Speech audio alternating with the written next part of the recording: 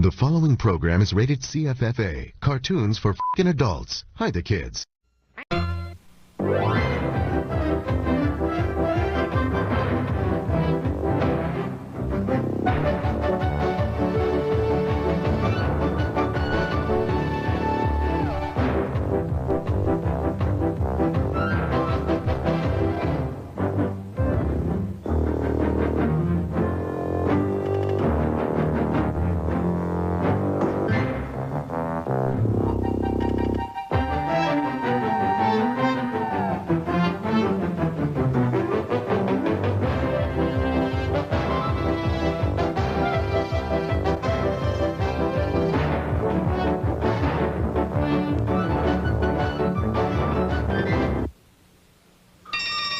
Hey, kids, it's time for the Beanie and Cecil Show.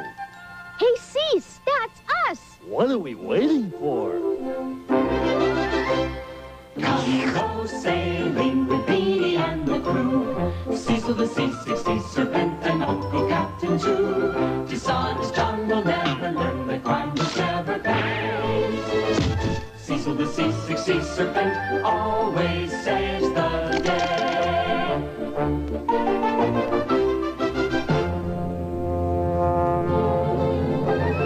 Lovable, gullible, armless, harmless, can't be tall and wet. Cecil the Sea Serpent, whose sort you won't forget. So come on, kids, let's flip our wings higher than the moon. Now here's Beanie and Cecil in above and Part 2.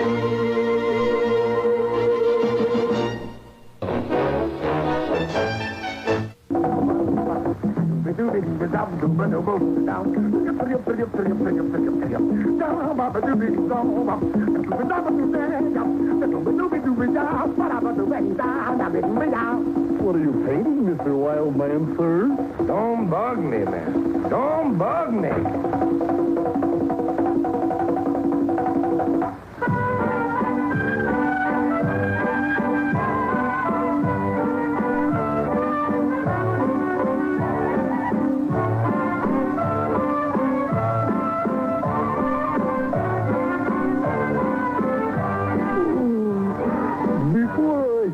Get sicker. Let's start the flicker. Come go sailing with Beanie and the crew. We're off to meet a monster, so why don't you come too? He scares people from China to Rangoon.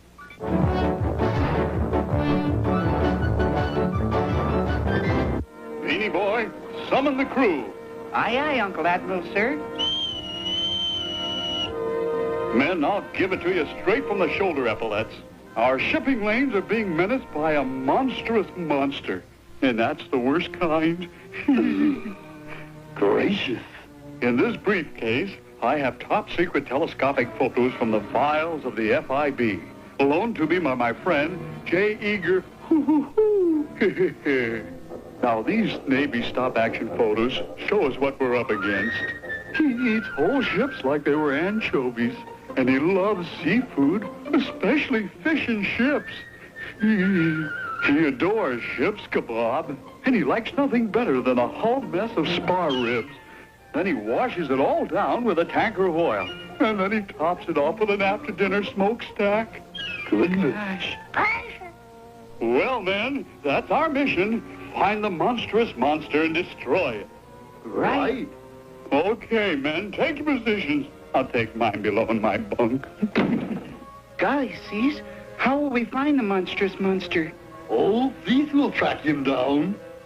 An effective detective always uses a disguise when going amongst the underwater underworld to do a little private eyeballing. See you, boy. Good morning, officer. What's happening in the morning, Caesar? Hi there, Snapsy Maxie. Crazy, man, crazy. Why, it's Jack the Knife. How are you, you old cut-up? I'm really sharp, man. Ooh-la. Really sharp, man. I'm sure glad that you're about. Ooh-la. Have you seen the monstrous monster? Monstrous monster! Oh, no, I gotta cut out. Oh, wow. You're cutting me short. Why, staring herring. Look into my eyes, Cecil. Okay, herring, knock off the staring bit. Hey, Bud. Bud, come here a minute. Oh, Louis the Loan Shark. Hey, chum, rumor has it that you is seeking a buzz on the whereabouts of the big one. Right. This for moolah? The price is right. Big M is near the Fog Bank. Fog Bank?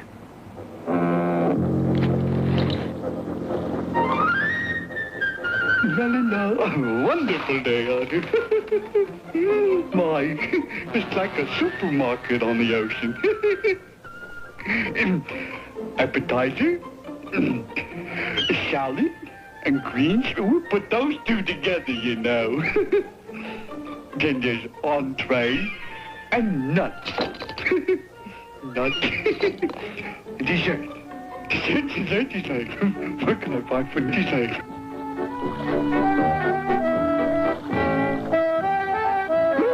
Ring-a-ding-ding! Oh, shucks. Someone's pulling our sea legs. There ain't no monster around here. Help, Cecil, help! Beanie, where are you, boy? Beanie! Over here, Cecil, over here!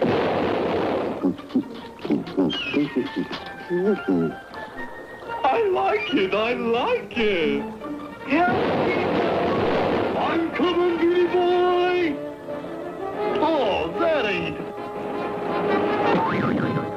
fair.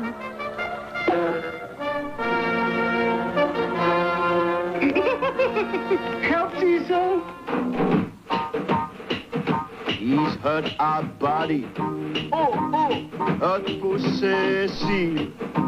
Oh, that monster, he's such a schmo. Ooh, la, let's go get him. Let him have it.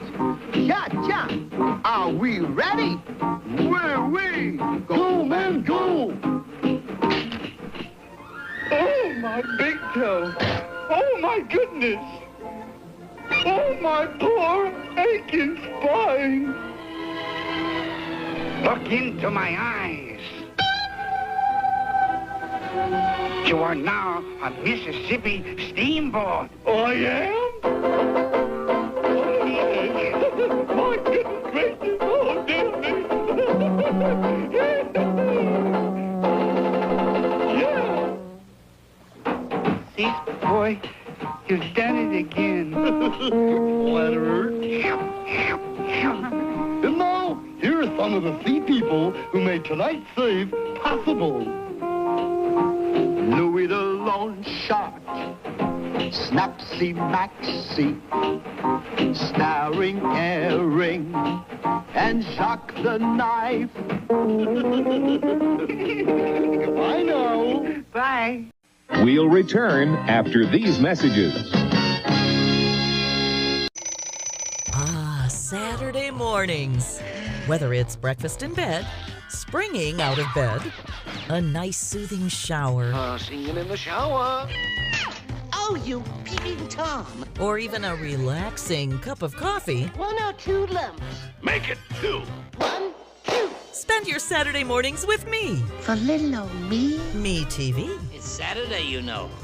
Saturdays at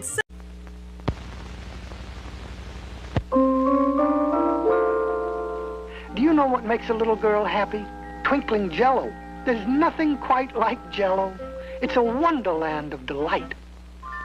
Are you the smile on my Jell-O, or are you the smile on the Cheshire Cat? You figure it out. Oh, where did you go? Here I am, quick as a wink energy. Oh, there's nothing quite like Jell-O for energy. Here I am. You disappear like Jell-O, too. Every time I eat it. I'll disappear slowly this time. Oh, no, let me see what color you are. Yellow, orange, green. Oh, there's nothing quite like Jell-O for color. Now, was that the smile on the Cheshire Cat, or was it the smile on my Jell-O? For energy, for color, or for playing games, there's nothing quite like Jell-O. Try serving Jell-O tomorrow night. You'll see. One morning at breakfast time, all the bees disappeared from the 100-acre wood. And... Oh, they took their honey with them. Isn't that a bee up there? Let's investigate. May I see if that's a real bee? Certainly. Now you can show Winnie the Pooh where the bees are. Introducing new Honey Bee cereal with little bees, scrumptious honey pots and honey graham Pooh Bears. Part of a complete bee-licious breakfast. Well, I'll be.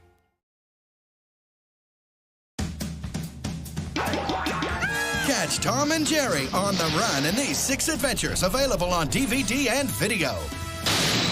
Tom and Jerry are all dressed up for tricks and treats in the all-new Tom and Jerry Hijinks and Shrieks on DVD and video. Contains never-before-seen cartoon shorts.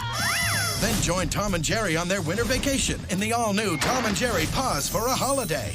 Catch the dynamic duo on their whirlwind adventure, Whiskers Away, where one rule holds true. When you get rid of that varmint, you can eat. Watch Tom as he tries to stand guard over a powerful ring in this feature-length made-for-video movie. Hello, Joe. Tom and Jerry, The Magic Ring. Then join in on Greatest Chases, a compilation of award-winning shorts which includes Yankee Doodle Mouse and the Cat Concerto. Then our pals must join together to plan their greatest escape in Tom and Jerry, the movie. These action-packed DVDs are loaded with extra fun for the entire family. See how the characters are drawn with Get the Picture Tom and Jerry. Test your skill with cool Tom and Jerry video challenges. Then sit back and enjoy bonus footage, Tom and Jerry trailers, and more. Tom and Jerry, collect all these amazing adventures on DVD.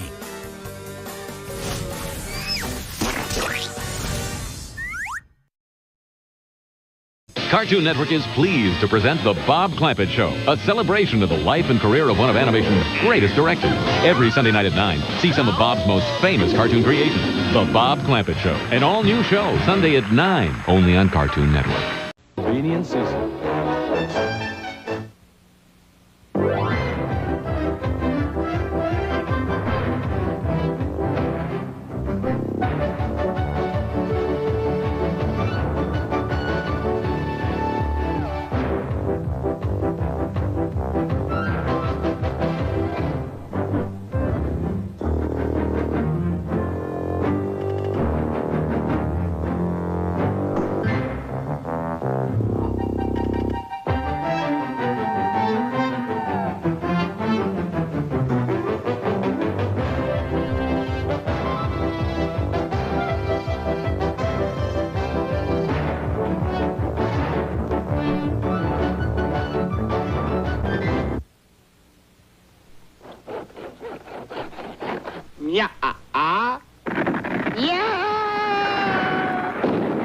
Well, on with the show.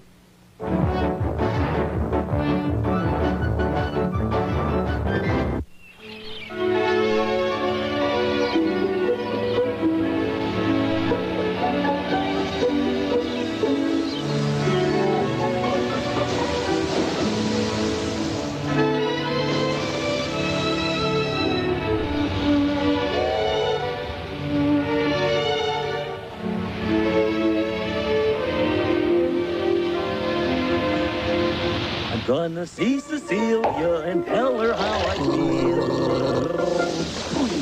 Cecilia, you're my one true love. You make my sushi squeal. I'm gonna see Cecilia and say I love you so. And if she says she loves me too, I'll feel so all aglow.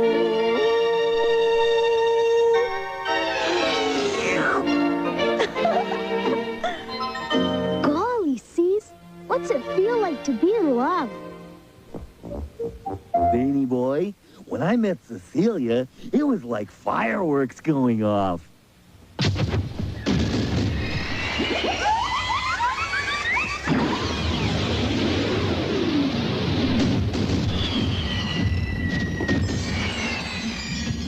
Gee. then I suddenly felt burning hot.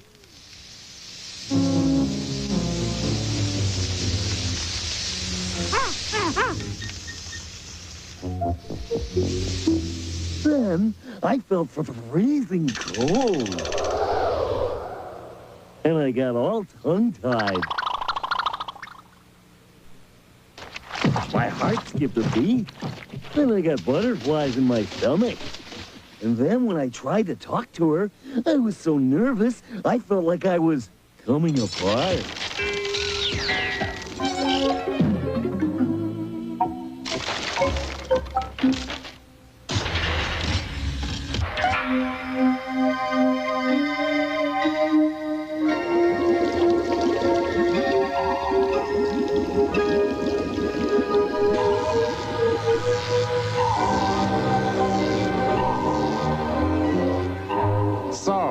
Cecil's a sucker for Cecilia, eh?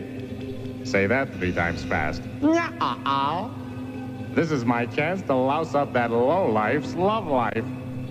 Come on, Cease. Pull yourself together. If you're having trouble talking to Cecilia, why don't you sing her a song? Hey, that's a great idea. I'll do my Michael Jackson impersonation. Ah, Cease. Lucky for me, I know a shortcut to Cecilia's island.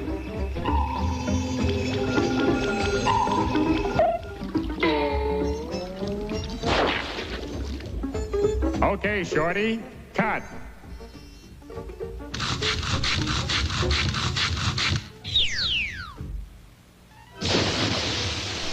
I love being a cartoon bad guy.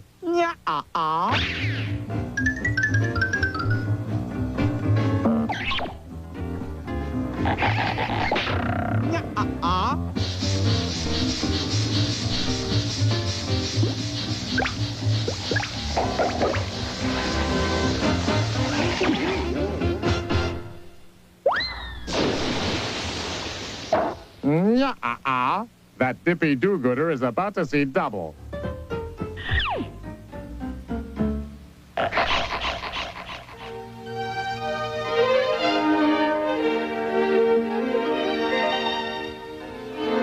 Ooh, Cecilia. Why, Cecil, what a nice surprise. You're the abalone of my eye, Cecilia. You drive me crazy. I quit you not, my angel fish. For you, I'm bouillabaisse.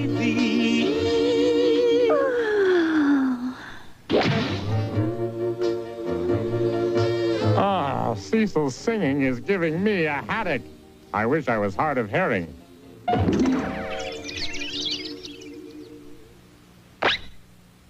This may be shellfish of me, but I've got to change Cecil's tuna. Oh, Cecilia.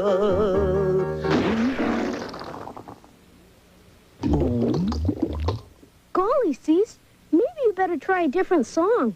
She hates me, Beanie. I failed. Flunked.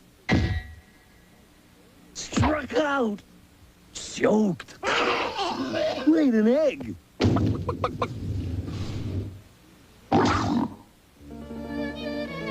I'm not taking this well. What a great big hunk of sea serpent. Oh, Cecil, that was just the most darling little old serenade. Now you just sit on the front perch swing while I fix up some lemonade. She likes me. I knew she did, Cease. I better leave you 2 love serpents alone. Thanks for your help, Beanie Boy. This rocket-fueled lemonade will put a little spark into their romance. Drink up, my lanky Yankee. Anything for you, my Dixie Pixie.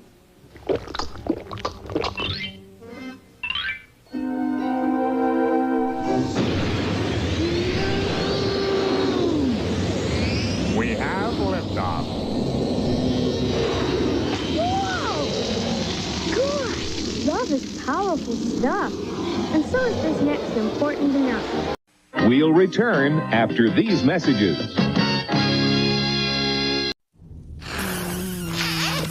Oh, the damage we can do, wreaking havoc and destruction. Bomberman will never know what hit him. I love you. I love you. I love you. Wario takes on Bomberman in the explosive new adventure, Wario Blast, on Game Boy and Super Game Boy. I love it.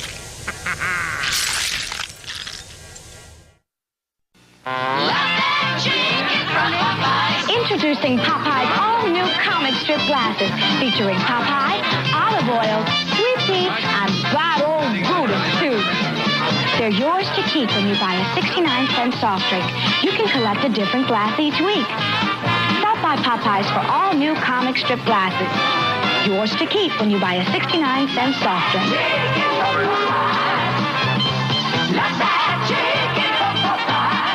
One morning at breakfast time, all the bees disappeared from the 100-acre wood. And... Oh, they took the honey with them.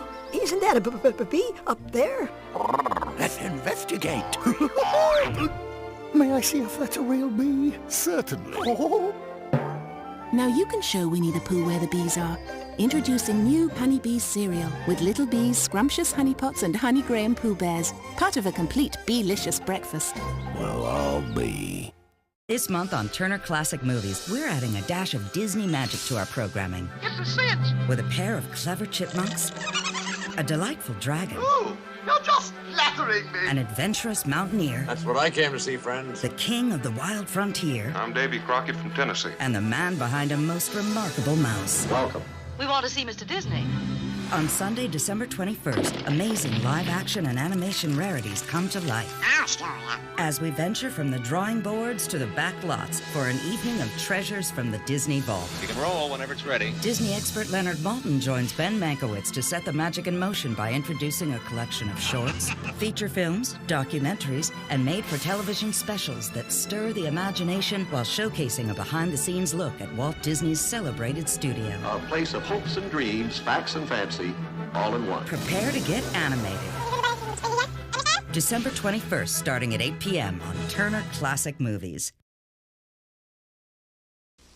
Warning all adults. Warning all adults. Beware of the Nickelodeon Afternoon Disaster Area. Let's give the slingshot a try. The slingshot? Oh, no. Parents, stay out of the room every weekday afternoon when Heathcliff and Dennis the Menace wreak havoc on your TV. Bet he gets a bang out of this. Great Scott! That's right, Mr. Wilson. You know what it's like. It's Double Trouble with Heathcliff and Dennis the Menace, back-to-back every weekday at 4 o'clock, 3 Central. Only on Nickelodeon. 3 commercials and a station break, and Cecil's still up there. One lemonade coming up.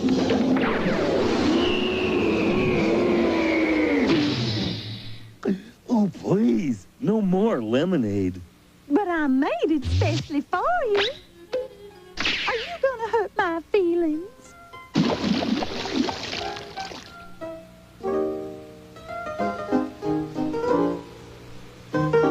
No.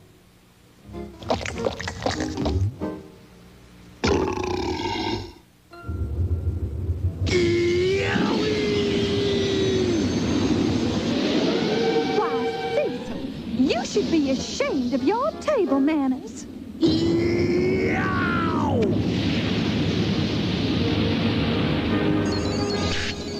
Cecil, this is Houston. We have first stage separation.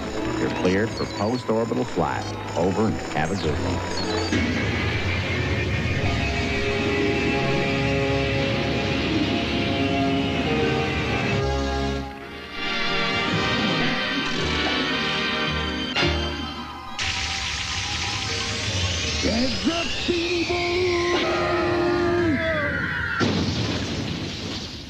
Oh, I've ruined everything with Cecilia. What should I do? Cease, boy, take some advice from a real ladies' man and try giving Cecilia a nice gift. Sure, Cease. Just take her some pretty flowers and start again. I'll do it. I couldn't find flowers, so I'm bringing flounders instead. Ah, a tall toad bearing gifts. This gives me an idea. Sorry I blew up like that, Cecilia. Here, pretty fish for a pretty girl. Oh, they're beautiful. I'll put them in water. I'll bet I get a kiss for that. Yeah. Right on the kisser. Yikes. That's what I think of your cheap, fishy gift. If you really loved me, you'd bring better presents. Anything for you, Cecilia.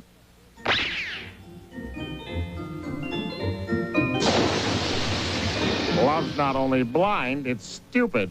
Oh, Cecil!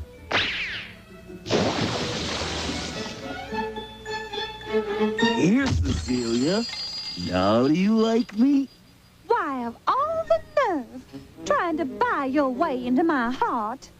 Gee, Cecilia, sometimes you seem like two different people. I don't know what you're talking about, and I never want to see you again. Oh, Cece Pooh, please forgive me. I have been such a fool. Now give me the treasure. Oh, Cecil, I'm sorry I got upset. I do want to see you again. Huh? Cecilia, you are two people. Do either of you like me? Sorry, but I'm spoken for. Ta-ta.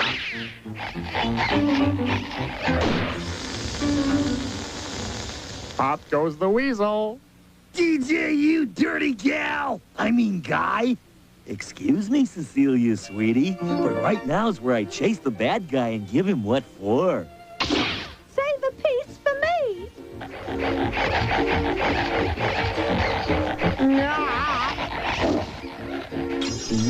Now that's what I call a rich diet.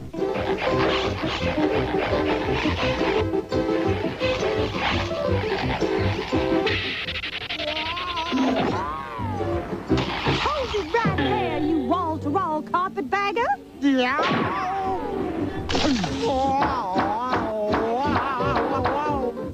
Hold on, my little butterworm. I have a better idea.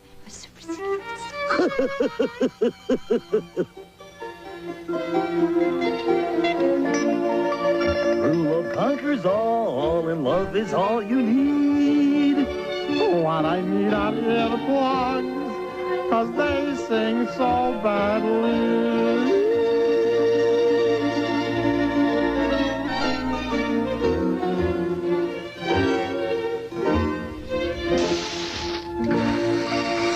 On and join Winnie the Pooh and Ticket 2 for a musical western. It's the all-new adventures of Winnie the Pooh coming up next. Tomorrow, you may have heard about them, perhaps even read about them, but you've never seen them until now. John Davidson and Christina Ferrar host Incredible Sunday. Monday, MacGyver is back where he belongs. Mondays, before football.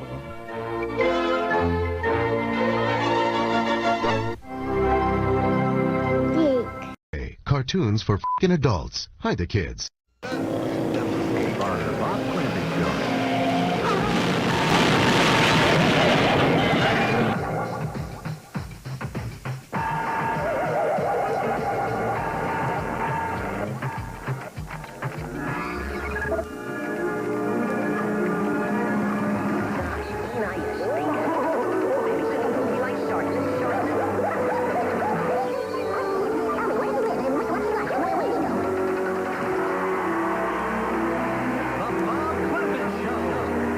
Hey, on the Bob Clampett Show, Beanie and Cecil was up against the Wild Man of Wildsville for the coolest beatnik slang, and now, Wild Man of Wildsville. Let's go hunting, we're gonna travel far. Cool. To the Hungry Islands, where all the beachniks are crazy. We're after the wild man who swings beneath the moon. And now here's Beanie and Cecil in a Bob Clampett cartoon.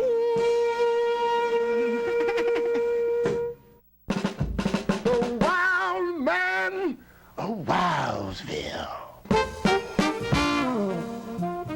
Men, we're almost to the Hungry Island, the home of the ferocious wild man. Heavens! To Betsy. Men, first we land on Pismo Beachnik, set foot on Mort soil, go past Lenny Spruce Tree, through the Green Witch Village, keep moving right on past the Kingston Trio. And then we head for the wilds of Wildsville, the spot where the wild man was last seen.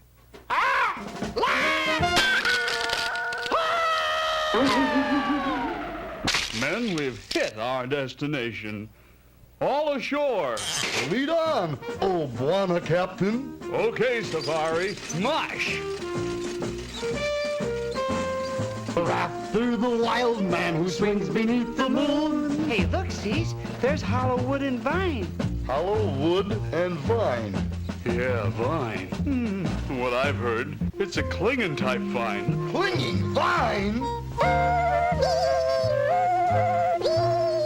And Cecil, also beware of the flora and fauna. Fauna's all right, but flora's got me. Help!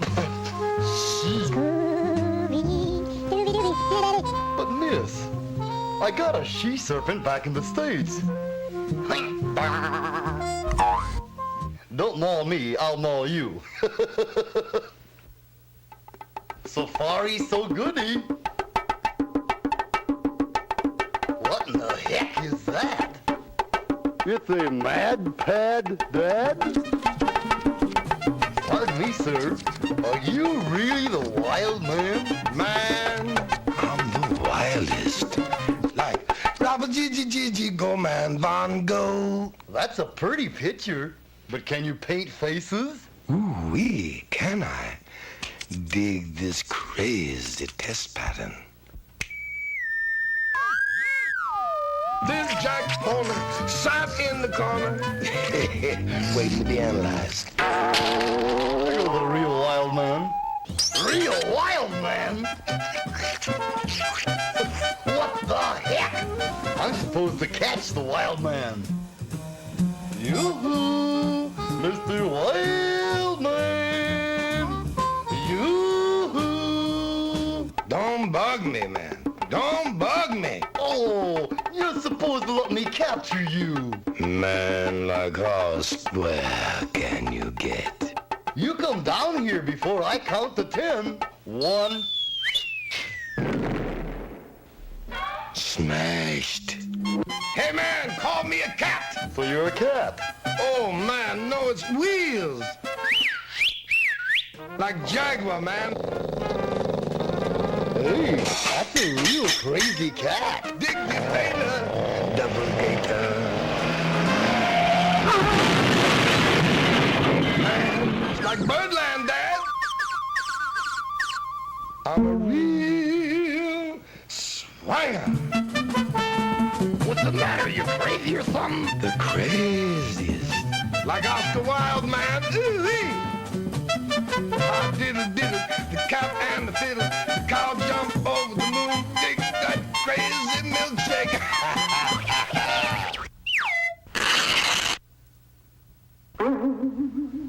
Cool, man, cool. Meanwhile, back at the branch. Like, man, this is restriction. Special delivery. A straight jacket for the wild man. Man, you made the sleeves too long, like, man, somebody goofed. Oh, I think it looks lovely on you. But how would you like a belt in the back? Crazy. There he goes. Oh, no.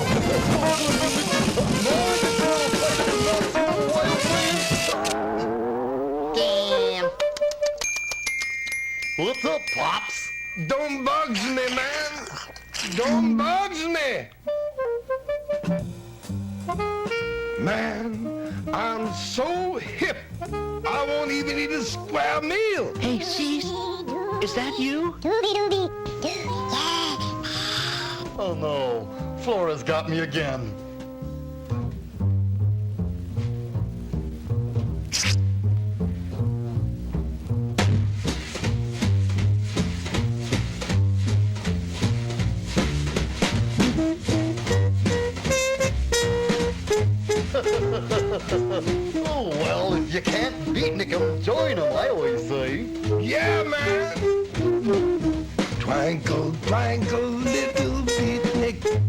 a hat neck to your beatnik. Here's a crazy way I toast to the scene we dig the most. Ennsville. Man, I don't dig anything that's square. How far out can you get?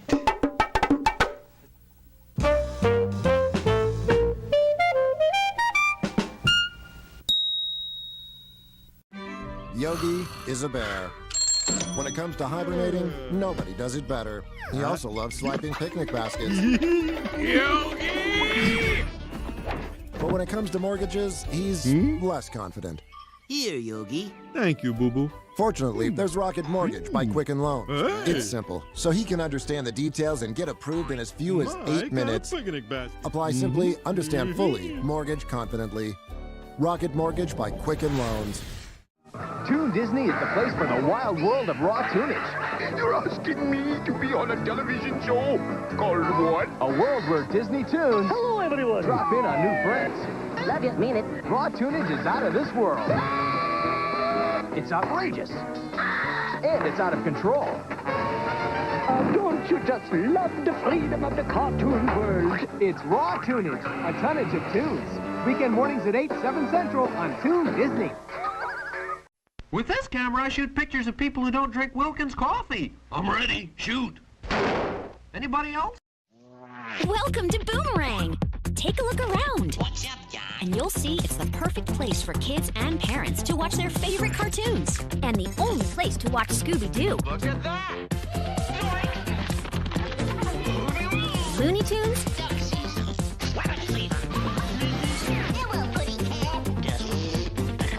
And Tom and Jerry. Plus so much more. Well, that don't beat all. It's all here on Boomerang. Coming soon. To find out more, go to boomerang.com. Why is Bob Clampett made Beanie and Cecil debuted in 1949 and 1960s? Well, here's the story. Bob Clampett, who left Warner Bros. For some reason with the final cartoon, The Big Snooze, in 1949, they made a new puppet show with 1949 premiere, Time for Beanie. Right in the middle of the 1960s, Beanie and Cecil was animated, but in the puppet show in 1949, but the reboot one is in the 1980s. With Beanie Boy. Now, it's Tweety Bird at it again, aka Orson, in Birdie and the Beast.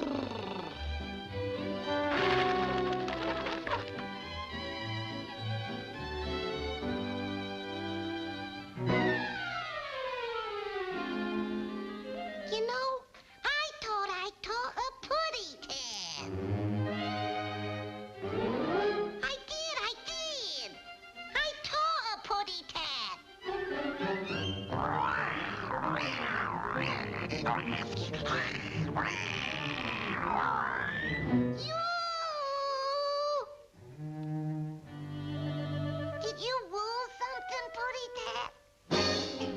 Why, you...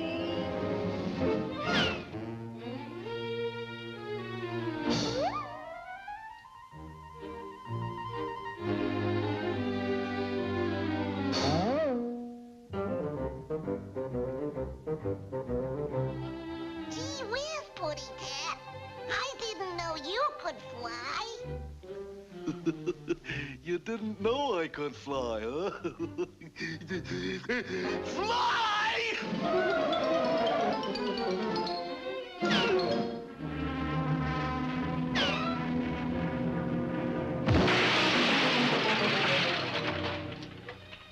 Oh, the poor kitty cat.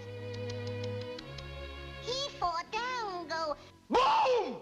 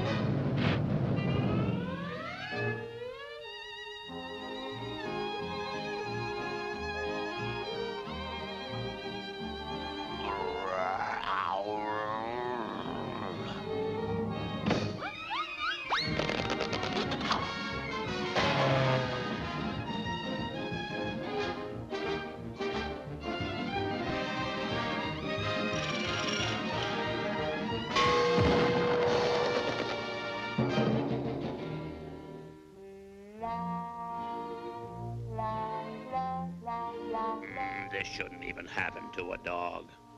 Say,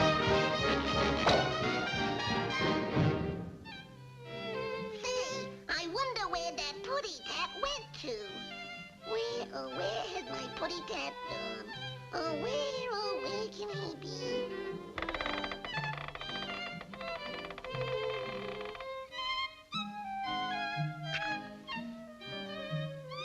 Nope, no Pooty Tat in here.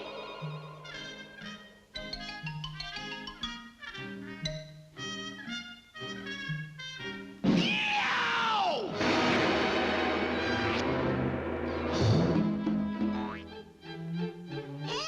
Help! The Pooty Tat is on fire! Help! Help!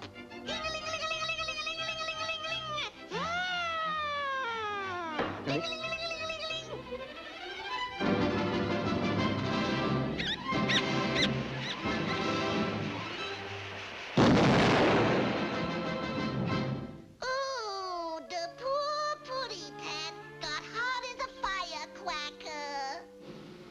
He blow up, go boom!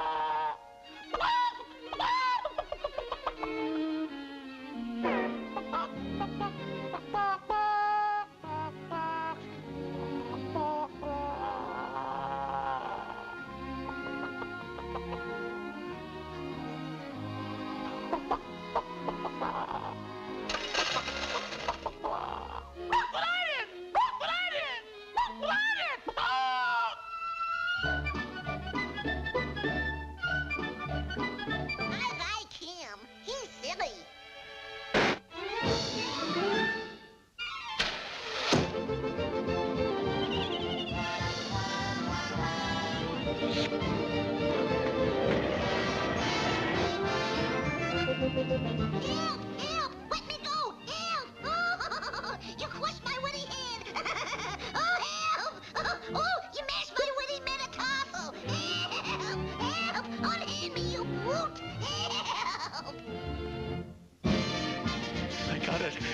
got it! I got it! He got it, and he can have it.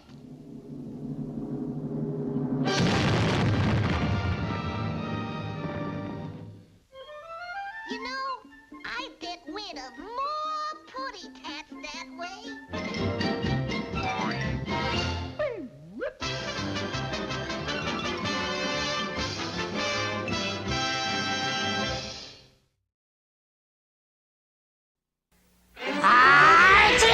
With new Tiny Toon Adventures Fruit Snacks. Dizzy, I promised my parents I wouldn't make a mess. Is this O'Hare Airport? Yummy!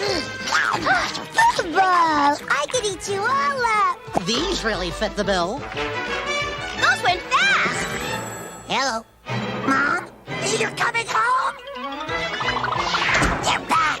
The party animals in new Tiny Toon Adventures Fruit Snacks.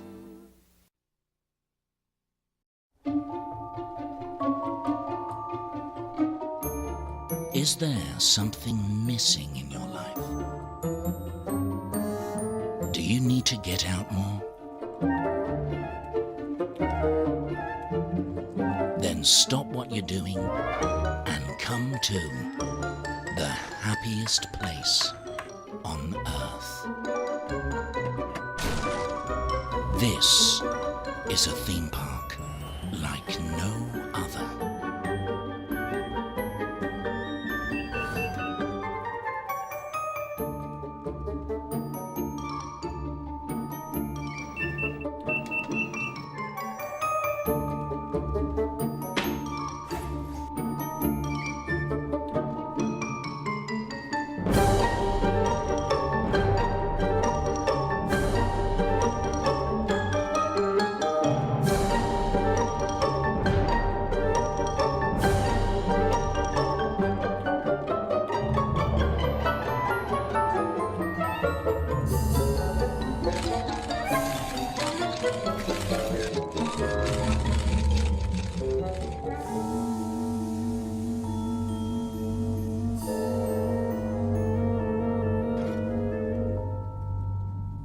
Dismaland. A place where all your dreams come true.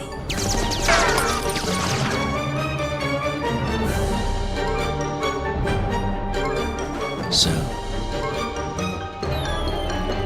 what are you waiting for?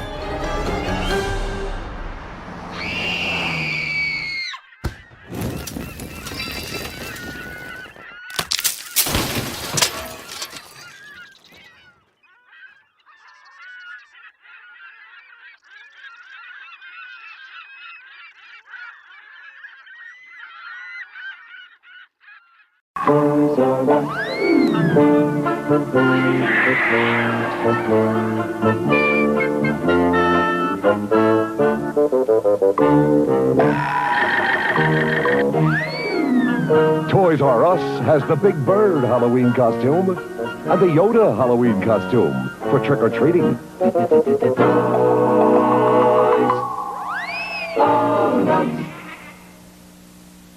Never, never, never, ever, ever. Romance.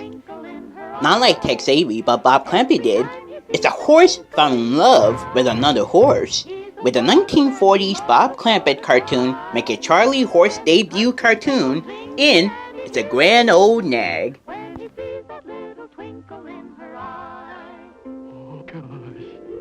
Everybody on the set.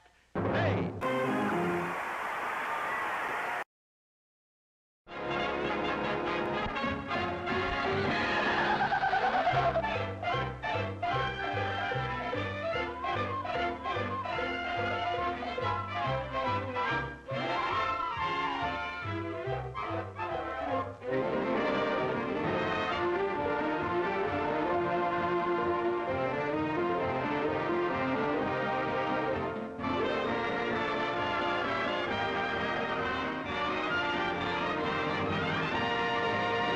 Where's the filly with the twinkle in her eye?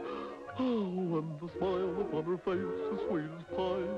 Oh, she's so cute and debonair, with the ribbon in her hair, and the sparkling little twinkle in her eye. when I see that little twinkle in her eye. Oh, I'm a money then befuddled sort of guy, a rippy-dippy. Oh, I wish that I were king and that I could sing like Bing to that filly with the twinkle in her eye. Oh, gosh.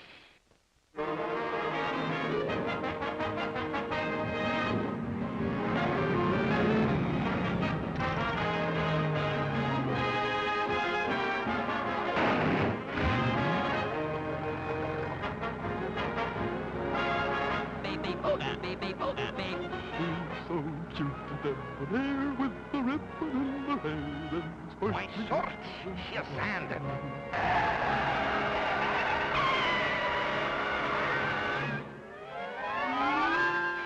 You're just the type I've been looking for. How would you like to be in pictures?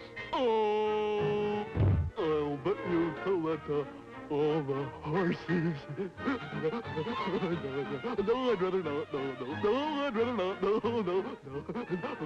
I just don't want to. Think you'll be rich, filthy rich. You'll make lots of hay, and that ain't money. No.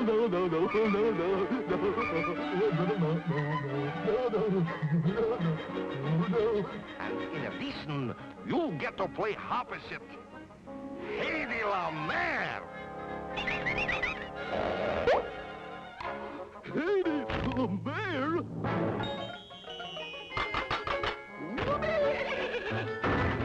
Oh, gosh. Well, let's go on to Hollywood. Hedy Lamarr, now don't you cry for me. I'm off to California with the contract on my knee. Woo-hoo!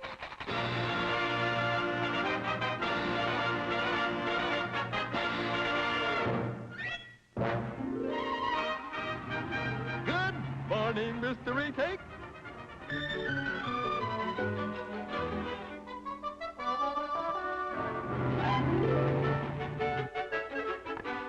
Where's Hedy Lamarr? There's a filly with a twinkle in her eye, and a smile upon her face as sweet as pie. She's so cute and debonair with a ribbon in her hair, and a sparkling little twinkle in her eye. Every time he sees the twinkle in her eye, he's a fuddled and bemuddled sort of guy. And his heartstrings, they go zing, and he hears the angels sing when he sees that little twinkle in her eye. Oh, gosh. Everybody on the set. Hey, okay, Charlie. Me? Oh.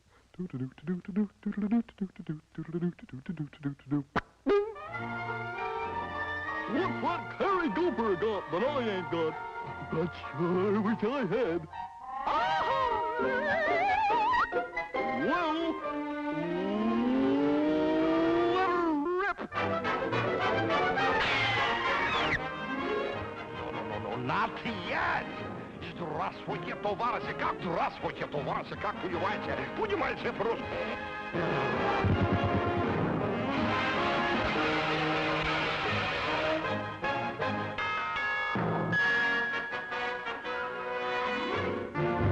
Stupid! Longhead! I'll send for you when you need me.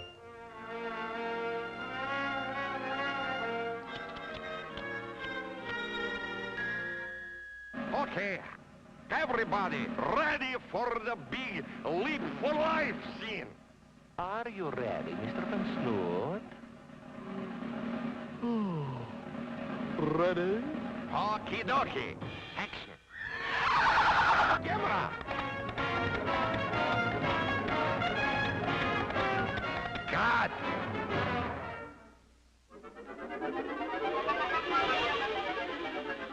Double. Camera. Nope. Jump, stupid, jump!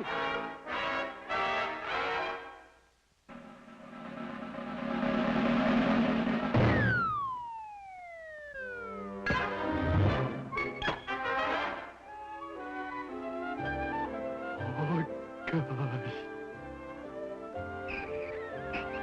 Cut.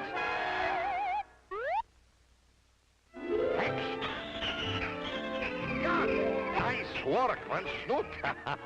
You're magnificent, stupendous, colossal. In fact, you're almost mediocre.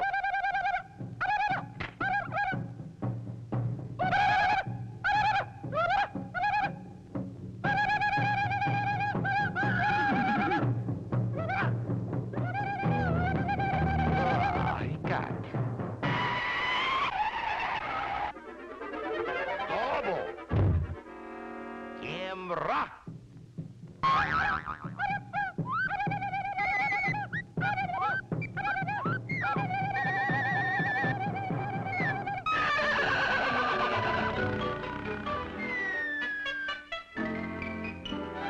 She loves me. She loves me not. She loves me.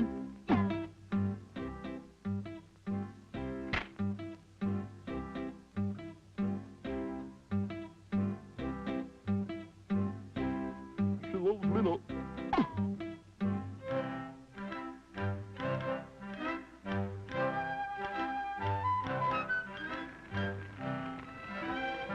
There's Ophelia with a twinkle in her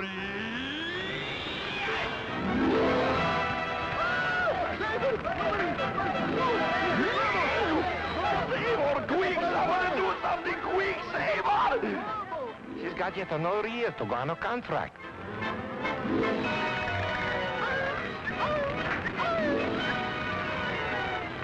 Stand back! I'll save her! And I will too.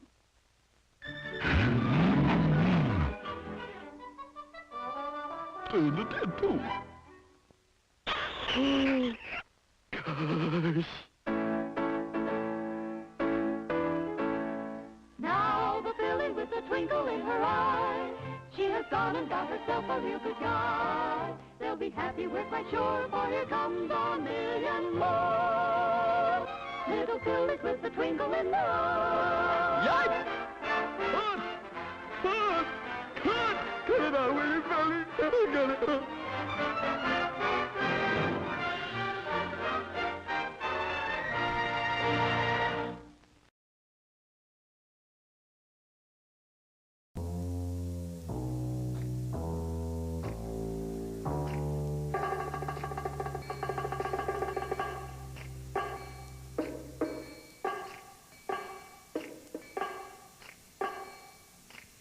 Thanks for watching The Bob Clampett Show. Bright lights, music, champagne, tidy, beautiful girls, tidy.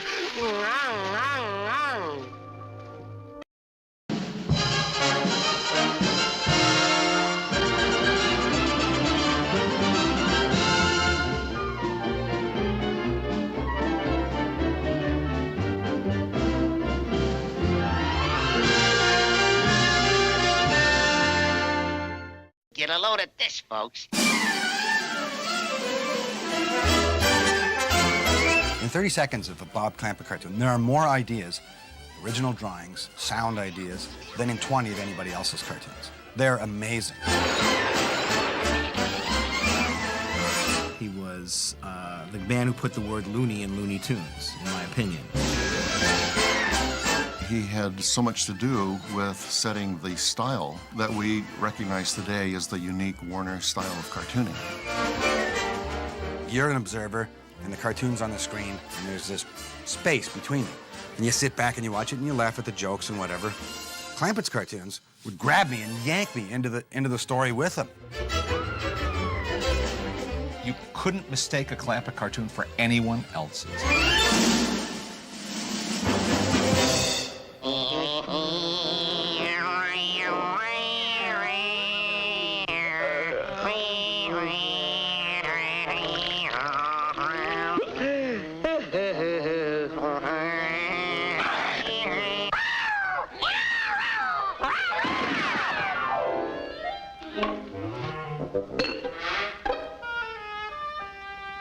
My father was recognized as having extraordinary talent from a very young age.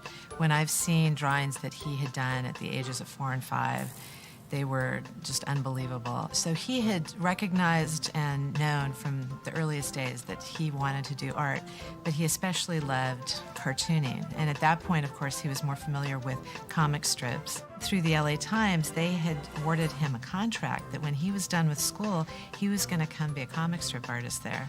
But when he saw animation for the first time, he knew that's where his love was going to be. He was so drawn to the art of animation that he had to go to Hearst and negotiate out of his contract. He actually started at Warner Brothers when he was only 17 years old. I believe he started with the very first Merry Melodies, not the first Looney Tunes, and he worked his way up as an animator through the 30s. Everything I know about Dad was that he was a very confident young man, and he was a risk taker. He really liked to experiment, and he had a lot of energy and a lot of enthusiasm. Being at Warner Brothers just created an opportunity for him because there was a freedom there that there weren't at other places, that he could try different things, and he was able to talk management into letting him attend story meetings, and he always had gag ideas and things that weren't even a cartoon he was necessarily working on. When Tex Avery joined the studio around 1936, I believe Chuck and Bob joined Avery's unit, and that was obviously a completely crazy unit. That was the unit known as Termite Terrace,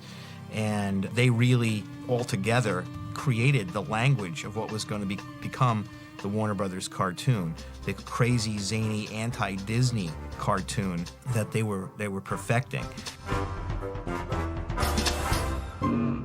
He found an enormous inspiration in Tex. Tex was so irreverent and so willing to be wild and push things to the edge, and that was just the perfect influence for Dad. I think that was where he really felt like, you know what, I don't have to hold back. Any idea that I have can make a good cartoon. He admired what Tex Avery had done and was doing. And so old Bob, he wanted to assume Tex's mantle of quality, of inventiveness and everything about animation. Bob was a pretty zany guy, you know. You get, you know, wonderful gag man, and there was always something different going on, you know. And no, there's fun to be around, fun to work with. He was just like Bugs Bunny.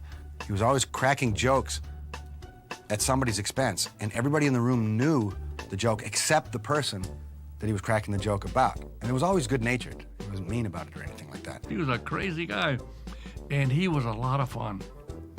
And working with him, I think, made me more than ever like Warner Brothers. A quintessential Clampett moment is Daffy's debut in Porky's Duck Hunt. Bob and Tex worked very closely on the story on that. Bob, as Tex's assistant, was in charge of doing most of the layouts and was also Tex's head animator. Tex Avery said to Bob, just have Daffy exit funny in some funny way. And Bob says, can I do anything I want? And Tex says, sure. Don't let it worry you, Skipper. I'm just a crazy darn fool duck.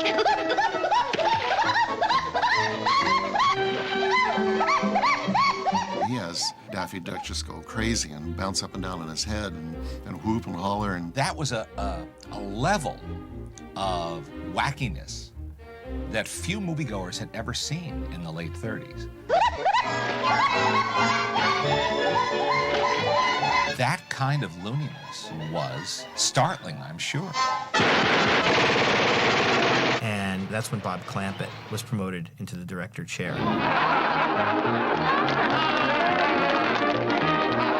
The other three units, they were making the Merry Melodies. The Merry Melodies were the cartoons being made in color, and they were considered the prestige cartoons. And grandmother, what a large schnozola you have. I can't hear very good. This was Leon Schlesinger's attempt to compete with Disney and MGM. Welcome, little girl, we are here to greet you. Very glad to meet you. Now, Disney and MGM had much bigger budgets than Leon had to make cartoons with, and so it was very difficult to try to compete. Now, to amortize that cost, they had a very low-budget series called the Looney Tunes, which were all in black and white. As the studio was growing, they were adding new people. They'd put all the new people, the beginners, in the black and white unit. Now, Bob Clampett, he had to do the Looney Tunes while the other guys did the Merry Melodies. And they contributed a few Looney Tunes to fill out the schedule, but mostly they were done by Bob Clampett's unit. This is my opinion, but it's based on a lot of circumstantial evidence. I really believe that Leon put Bob in charge of that to save it, because Bob Clampett had all these great ideas. Clampett is working in the later 30s and early 40s when the Warner style is really beginning to gel. They're discarding the kind of non-entity characters like Buddy and Cookie, Foxy, who really didn't have much in the way of discernible personalities. Go on, folks! And they're finding what the personalities of their characters really are. Bob initially did Porky Pig cartoons in the black and white Looney Tune era. He really helped change and make Porky Pig into the character we know him today. You heard what the boss said. If we're late again, we lose our we'll get canned. The early Tex Avery, Frank Tashlin Porky Pig was this big, fat pig. Bob redesigned the character to be smaller, cuter, made his head bigger, made his body smaller, and that became the Porky Pig that we know today. We considered Bob Clampett kind of off the wall, but when I look back at his cartoons, they are great. They are classics. Like Porky and Wacky Land, that just brought the house down. And to this day, I enjoy it. The cartoon Porky and Wacky Land is considered a classic. Porky is hunting a crazy dodo bird and enters a kind of a surreal Salvador Dali-esque landscape.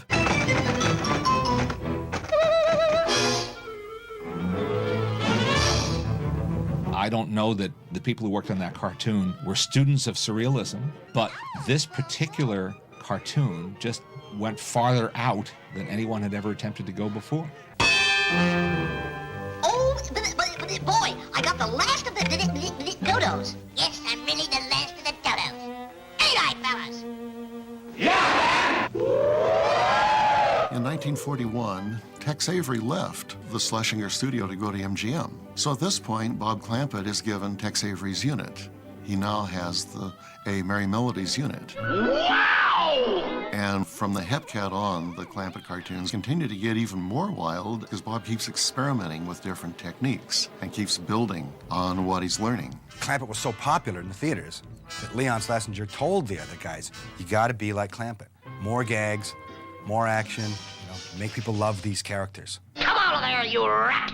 Come on out! Other directors have certain traits that you can pick out, like Chuck Jones is all about style. Tex Avery, people talk about his timing and his exaggeration. With Clampett, what's different about him is that he did everything that the other directors did, all at one time.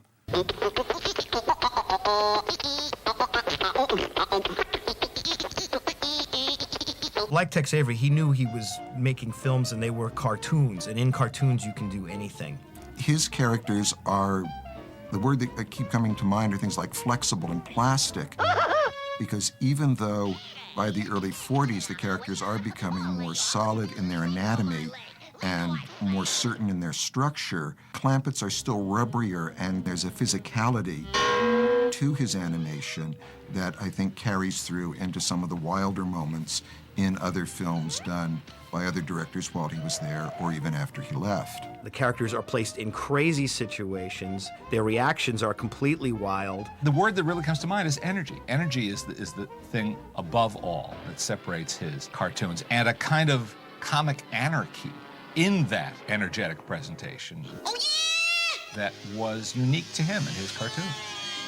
To me, Clampett is the one that invented acting in cartoons. It wasn't done before him. Oh, the little man from the draftboard, he is coming to see me. Oh, the man from the draftboard. Oh, yeah!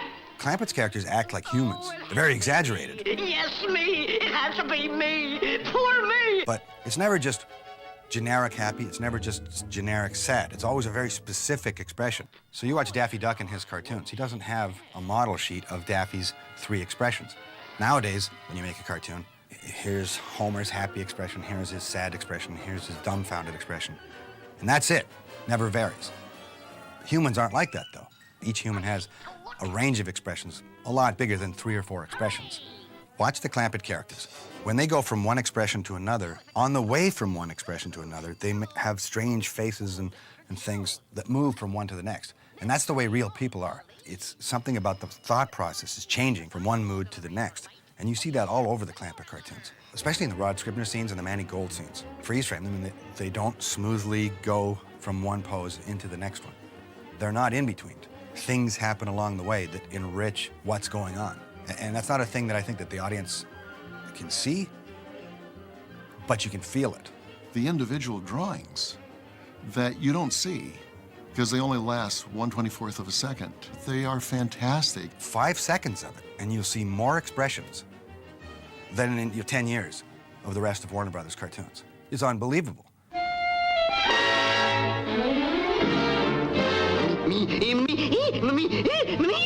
Men from Mars! Dad in particular liked to look at what was happening out in the world. He was a very hip guy, and whatever was fashionable or a fad at the time, and bring that to his cartoon. I know I got a rep for being kind of hip about the latest step when we're dancing. And it's clear no matter who you look at, everyone is trying to bring in references from film and comics and novels and popular music. But Clampett really does a great job, especially in book review, where he can draw on all of these images, the performers, Tommy Dorsey and Frank Sinatra and Danny Kaye and Little Red Riding Hood and various magazine titles that are popular at the time, but also the songs.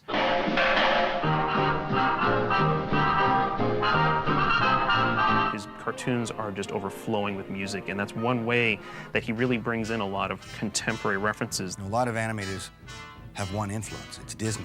Clampett was influenced by everything. Film, radio, music, jazz. And he was particularly influenced by strong, exaggerated performers. Hey, Babbitt! Look! Stilts! He loved Al Jolson. Because Al Jolson was the world's greatest entertainer at the time, in the late 20s and the early 30s. The guy gave his all when he went on stage. That's how Clampett was. He felt it was his duty when he made a film to give everything to the audience. Every frame was valuable. Get me out of here! I love Great Piggy Bank Robbery from Bob Clampett for its just sheer manic depravity of Daffy's fandom over these Dick Tracy-style characters. Great Piggy Bank Robbery was basically a cartoon with one character all the way through it. And yet, it's completely gripping. But from the first scene, when Daffy Duck is just marching back and forth in front of the mailbox to Raymond Scott's Powerhouse. Why don't he get here? I was just completely gripped. This was something I had never seen before. I just had this feeling of weirdness that was going on. Daffy was drawn so crazy, and he had this really urgent walk, and the poses. This was animated by Izzy Ellis. He had this real angular style that most people associate with UPA or even later Chuck Jones. Here it is in 1945 or whenever that cartoon was made. The scene where Daffy Duck is on the phone. Duck Tracy speaking. There's no background. It's just Daffy Duck saying, "My piggy bank's been stolen. Oh, agony, agony." There's a cut in the middle of it where it switches animators. Agony! What do I do? It goes to Rod Scribner. I've freeze framed that thing a million times. I show it to all my animators. Every single drawing is completely different. It doesn't even look like it animates. When you look at it in freeze frame, it looks like it's just a bunch of unrelated drawings. It's the most amazing scene ever in animation. Yet it's completely smooth when you watch it in real time. And there's a million ideas. Yet it's the best acting. It totally tells you what Daffy Duck is feeling at that time. What's the matter with me? I'm Duck Tracy. I've often thought, okay, there's Bob Clampett, the young animator, sitting at his table one day, and he's trying to figure out how to make something move just a little bit better, just a little bit funnier, just a little bit more energy. And I just see him thinking, why don't I just do a big blob for a few frames? Why don't I just make the eyeball like this long? I thought, where did that come from? Where did he think of that? I can't imagine that there was a handbook on how to do something wacky. These guys were making it up as they went along, and that's one of the great charms of it. You say your piggy bank's stolen? Ha, that's small stuff. Many cartoons use the characters to fulfill the story point. I've got to get them from here to here so that I can make this point and get to this gag. It never feels like that in a Clampett cartoon. It may be sometimes what's happening, but usually the gags come out of the character. Chuck Jones, to me, is the opposite of that. He's a very good director, but his directing is in front of the characters. His characters are victims of the direction. When something happens to Daffy Duck in those Bugs and Daffy cartoons like Rabbit Seasoning, it's really not fair to Daffy. I feel sorry for him. You know, Bugs Bunny is not winning those cartoons on his own. Daffy Duck has no choice but to lose. It's preordained that he's going to lose this cartoon for no reason. I never feel that from a Clampett cartoon. You never know which way it's going to go. It's all up to the characters. Rubberhead! I'm gonna rub you out, see? Rub you out. Fantastic. And furthermore, it's unbelievable. Boo. They don't feel like they're being pushed around by the director. And that's a really rare thing.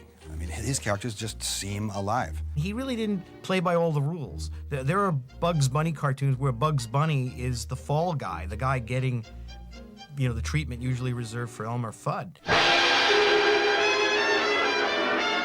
Falling Hair, brilliant cartoon. Because in the beginning, when you first see Bugs Bunny, he's in complete control. He's the calmest, coolest character ever. He's sitting on a wing of the plane and he's reading the book about gremlins. Gremlin. What a fairy tale.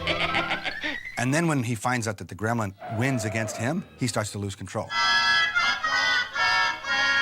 Because he's so frustrated. You know, he's not used to losing. So when he does, he's gonna lose big. And it's a great cartoon. He did the same thing in Tortoise Wins by a Hair. Time's a wasting, Speedy. Why, that little conniver. Ooh, I'll show him. The scene where Bugs Bunny kicks over the projector. I can't understand it. It's against the laws of nature. And then he's complaining about the turtle beating me, a rabbit. How does that moron do it? You know, some critics say that, well, Bugs Bunny has to always win.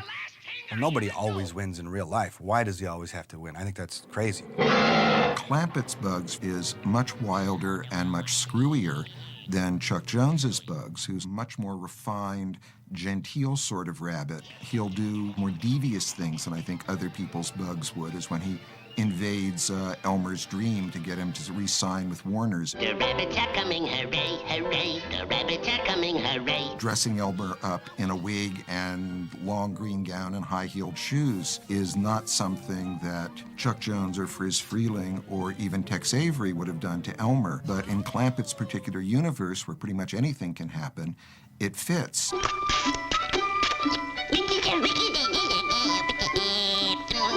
Finally, in 1945, Bob decided to leave the studio because television was opening up and he wanted to have more complete control and ownership over his product, and he thought his chances in television would be better. And I, as a Clampett fan, am so sorry that Clampett chose to end his career in theatrical cartoons when he did. Heaven only knows what we might have seen if Bob had stayed at Warner's. His influence was felt throughout the studio. His development of Porky Pig in the 30s, his completely crazy, funny, wild, off-the-wall style in the 40s, a style which helped define Bugs Bunny. It gave us Tweety. You know, I thought I taught a pudding can. The wild woo-hoo-hoo-hoo Daffy Duck. That's a Bob Clampett creation. I love that duck. Clampett was the first guy to really make those characters come alive. His cartoons are not as well known as some of the other directors' cartoons because he left Warner's in the mid-40s, and then for several decades it was only the post-48 Warner cartoons that were continually shown on TV. So I'm really glad that people are becoming aware of Bob Clampett's work. Well, now I've seen everything.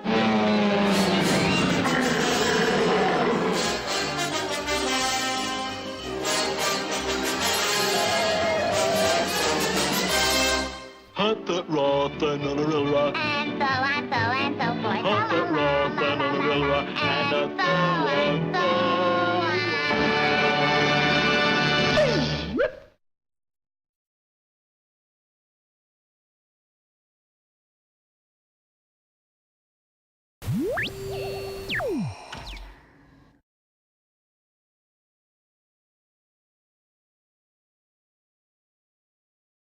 We'll return after these messages. Looney Tunes Push-'em. That's the new stretching, twisting, squeezing do game.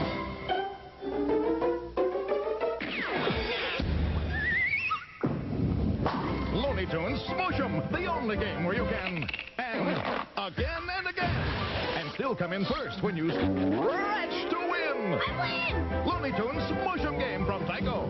Sounds like a smash hit. Ah! Don't say that! You're despicable. Just for the style of it, ooh, the smile of it. Just for the love of it, Diet Coke. Just for the taste of it. Roger, what are you doing here? Please, Eddie, I just came to see Jessica and to have a Diet Coke. Diet Coke. She's enough to drive a toon loony. Diet Coke and Roger Rabbit at a theater near you. Welcome to a very special circus announcement. It is with great pleasure that I can finally announce... Is this gonna be the Fortnite thing? What? Who told you that? I don't know. I just feel like it makes sense. Right? Plus, it would explain why Jonesy has been here the past 2 weeks. Oh, I was wondering who that was. Aren't I a little short for Fortnite? Any more questions? Have they brought back the shockwave hammers yet? Why do you care? You're not going. Oh. That's okay. You can still hang out with me. Oh, yeah, they need a pickaxe, too. What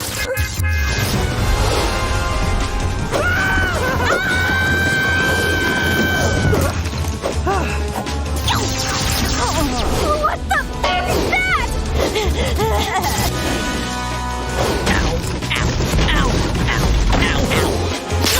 I think we need to abandon the idea of getting the victory royale.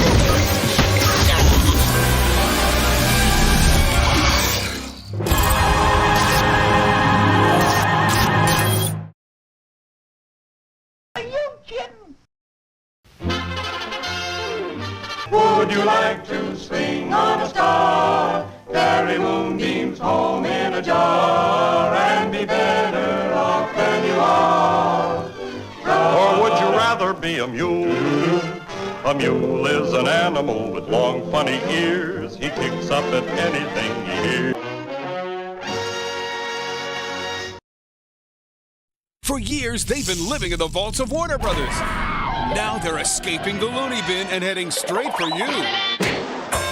New from the Warner Home Video Classic Animation Collection, it's the Looney Tunes Golden Collection Volume 3. You know, funny stuff. 60 classic cartoons from the vaults of the Warner Brothers Library. I'm a chicken hawk. These episodes are totally restored and remastered.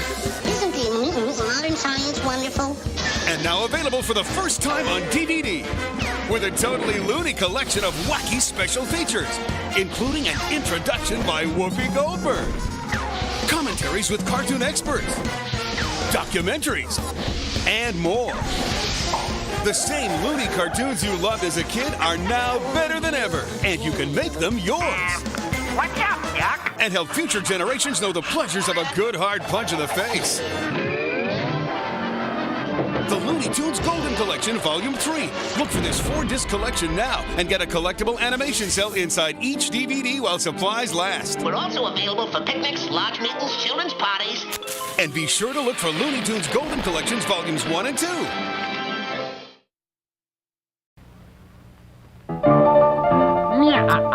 I'll really get that, Cecil. You'll never recognize me. Pardon me, madam. Have you seen Cecil? Hello, ahoy! Hello, ahoy! Excuse me. Don't tell me, let me guess. Jesse James? Calamity Jane? Calamity Jane? Say, Sheriff, did you see a hula girl? I mean, a sea serpent named Cecil? A sea serpent? Where? That did it.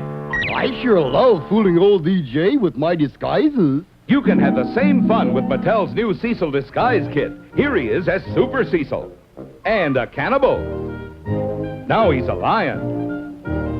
You get all kinds of different disguises. Get Mattel's Cecil Disguise Kit, including a soft plush Cecil doll. You can tell it's Mattel. It's swell. Frady Cats. You're gonna be mine. Frady Cats.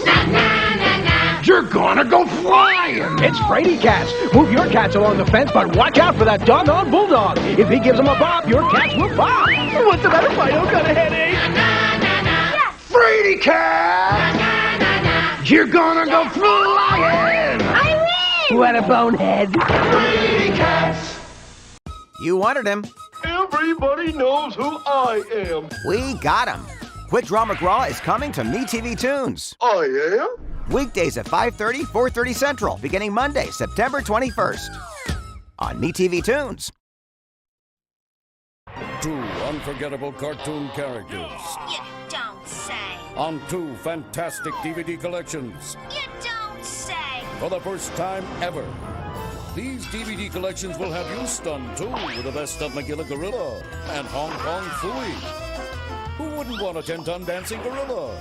Magilla! And now this fun-loving Adventures Ape is on a 4-disc collection with 23 episodes plus 8 bonus cartoons. Oh, gee. How can one gorilla be this happy? And don't miss Magilla Gorilla's favorite friends, Ricochet Rabbit and Pumpkin Puss. This DVD comes with special features to cheer for, including Here Comes a Star. Join Mr. Hanna as he introduces Magilla Gorilla to the world. Look for Magilla Gorilla and Friends on a 4-disc set only on DVD. What was that? It is me, Hong Kong Phooey. Look out for 31 high-chopping episodes in the art of Kung Fu. Ching chong, bing bong. I don't know what I'm saying, but it sure sounds good. The #1 super guy has it all, from a trusty sidekick to a remote control car. Plus a closet of DVD extras with a lot of punch, including the Phenomenon documentary, storyboards, and more. It's the Hong Kong Phooey Show. Look for Magilla Gorilla and Hong Kong Phooey now for the first time on DVD. And Kung Fu stuff sure does beat all. Also, look for the Flintstones seasons 1 through 5, Huckleberry Hound and Yogi Bear, and the Scooby-Doo Dynamite Hour.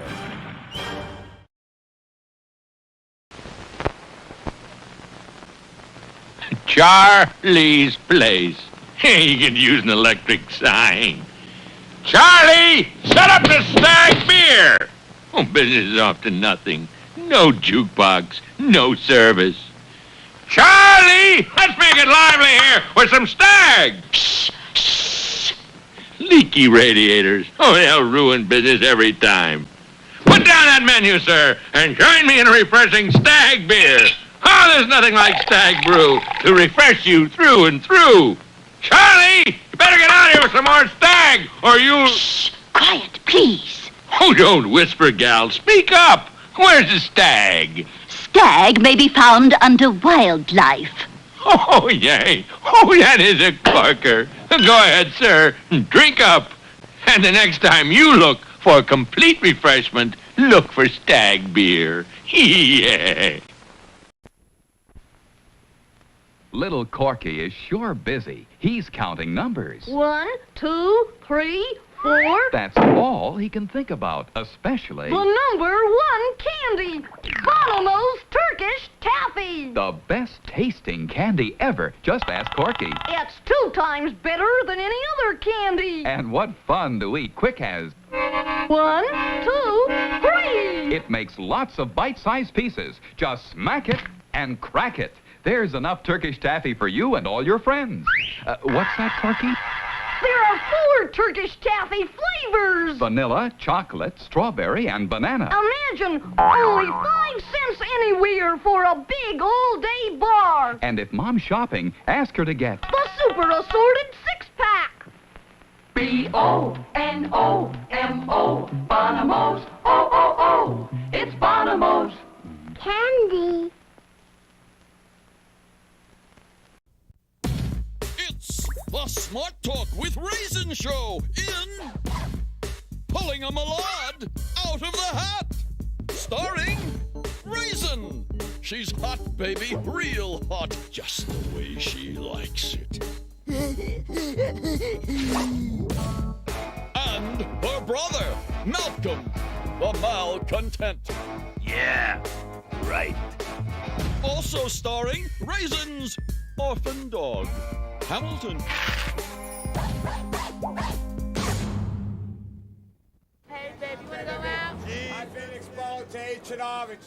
For Hamilton's next trick, he will pull a malade out of his hat.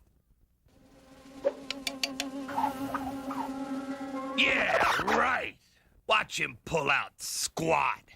Why don't you pull out your parents if you're so magical? Mommy! Mommy! Where's my mommy? All I want is to be loved. Is that so wrong? Man, you have a bad attitude.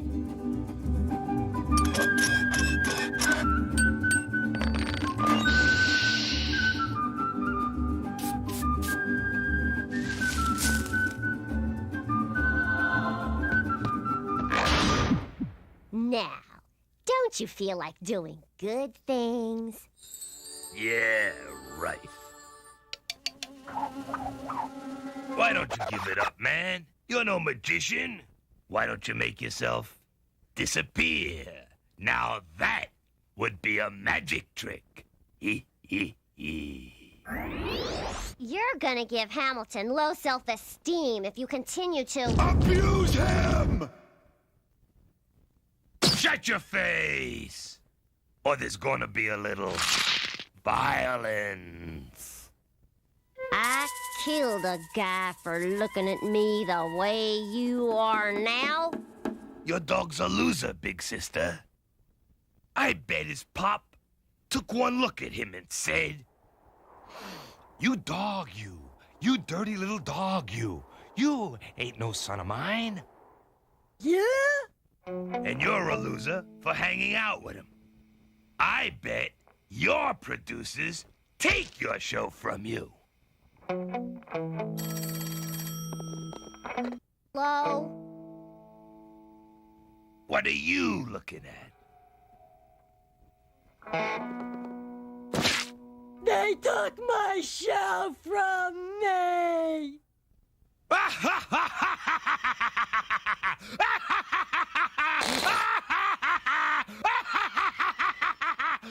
Sucker! Huh? I'm on in 5 minutes.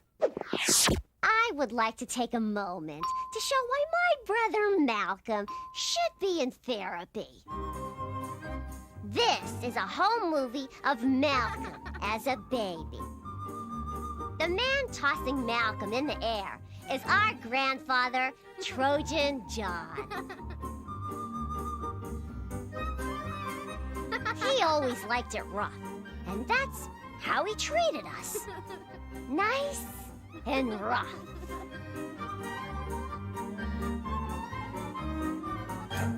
Isn't that awful? Malcolm! Were you giving away food coupons in school? No, Mom. I was selling them. 80 cents to the buck. No, Mommy! Wait! Ah! Mommy, please! Ah! No! No! Ah! I'll be good! Please! Please! No! Ah! Please! Okay, Hamilton, pull a malade out of your hat. You can do it. For his next trick, Hamilton will now pull our school teacher, Ms. Malade, out of the hat. Do your homework!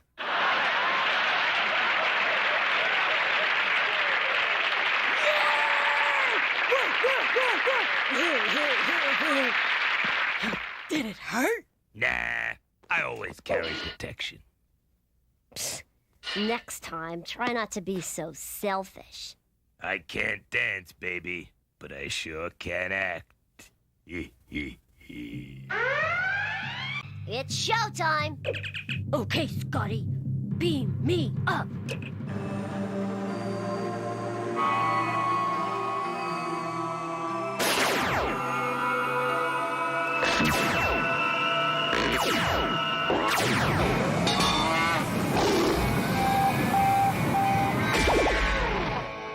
Yeah, right.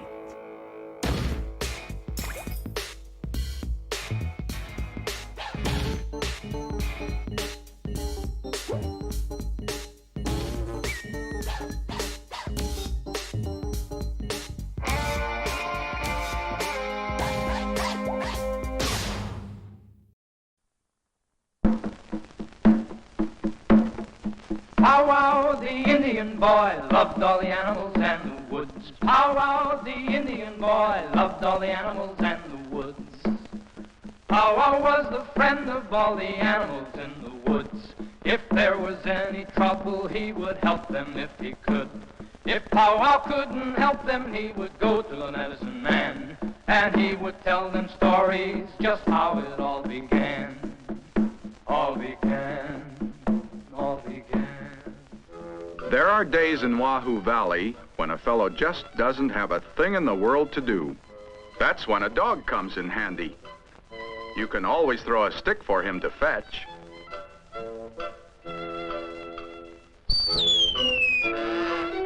But with a dog like Dodie, anything can happen.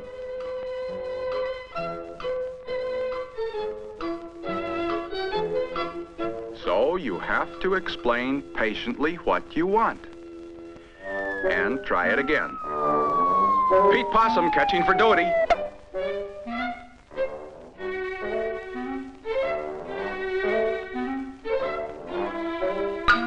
Looking for something? This belong to you?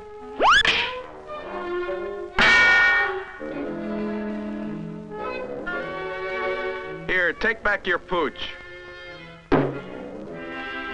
Hey, Dodie, possums are good eating.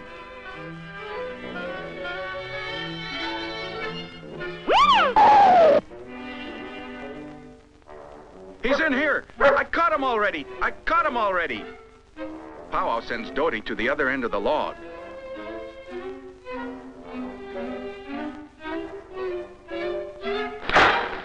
Uh-huh. He's in there all right.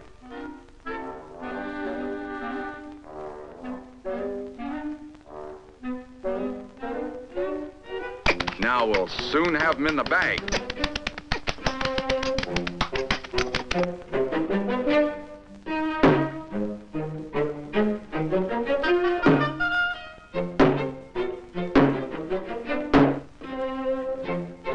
Dodie, wouldn't you know it would be that dog? Calling Dr. Possum, calling Dr. Possum.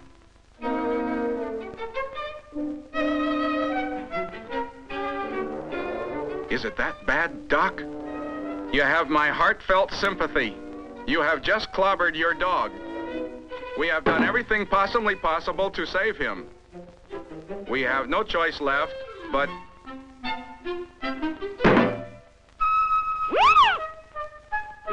Farewell, old faithful dog, and good riddance.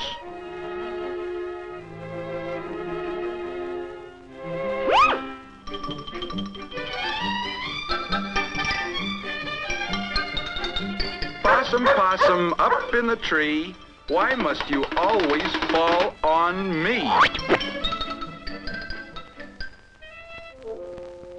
Pow wow and Dodie will try another plan. Quietly, quietly. Shh. Catch him while he's asleep.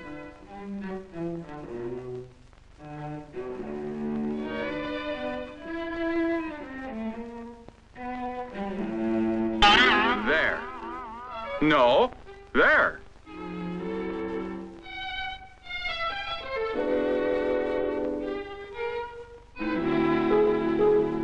Well, all right. Dodie can hold the bag. Now, there.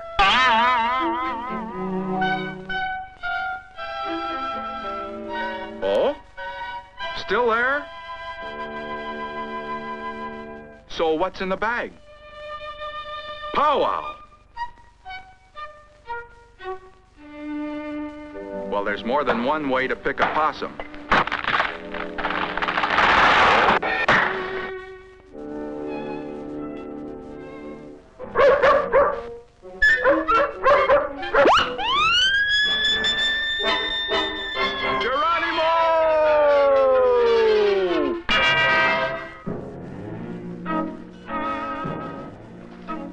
Alligator.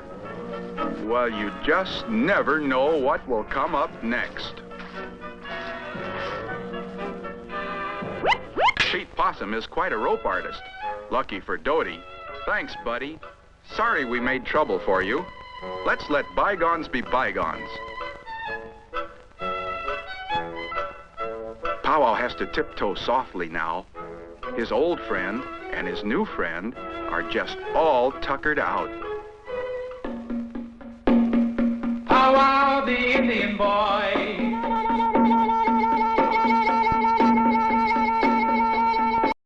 We'll return after these messages. All stars have a secret. Just say it with the eyes.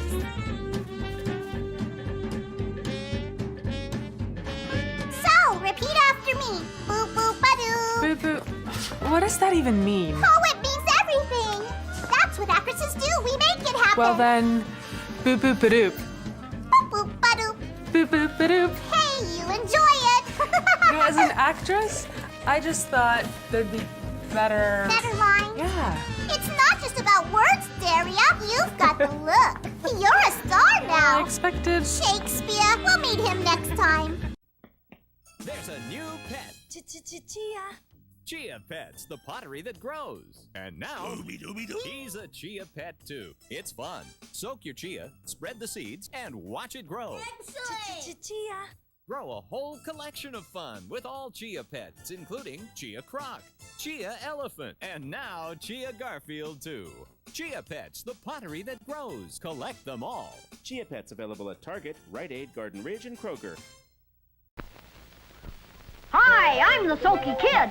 Now Soaky the Fun Bath comes in 2 brand new monster toys. The creature from the Black Lagoon. That's cold. And the Mummy.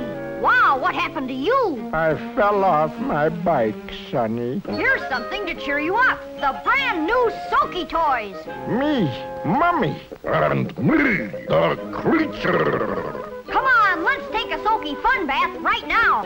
Bet you these new monster toys will scare the dirt away. Soaky soaks you clean in oceans full of fun.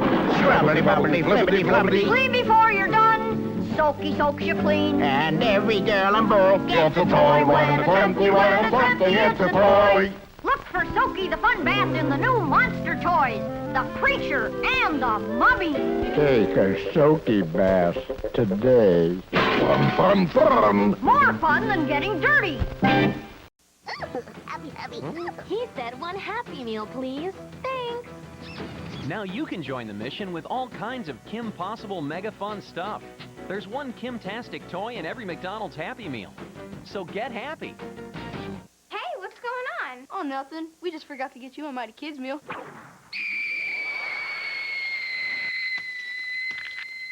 McDonald's Mighty Kids Meals. Favorite food that fits you. Hungry? Mighty Kids Meals. I called the witch doctor, he told me what to do. He said, ooh-ee, ooh-ah-ah, tang, tang, walla-walla, bing-bang. That means play Dr. Mario on Game Boy or NES. Tang, tang, walla-walla, bing-bang.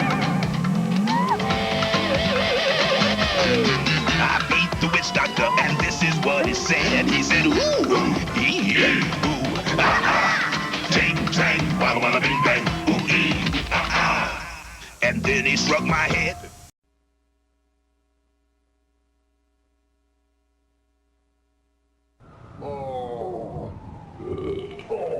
So we're out partying last night.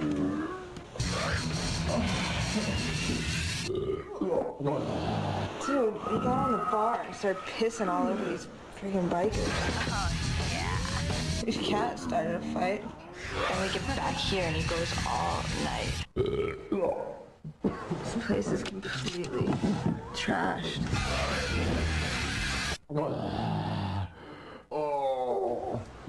He's paying for it now.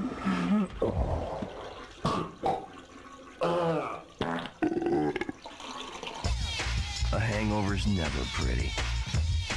But a squirrel with a hangover, that's just obscene. Conker's bad for a day. Rated M for mature. Yeah, you like that, baby? Yeah, I know you do. I know you like that. I know you love that. Glitch style!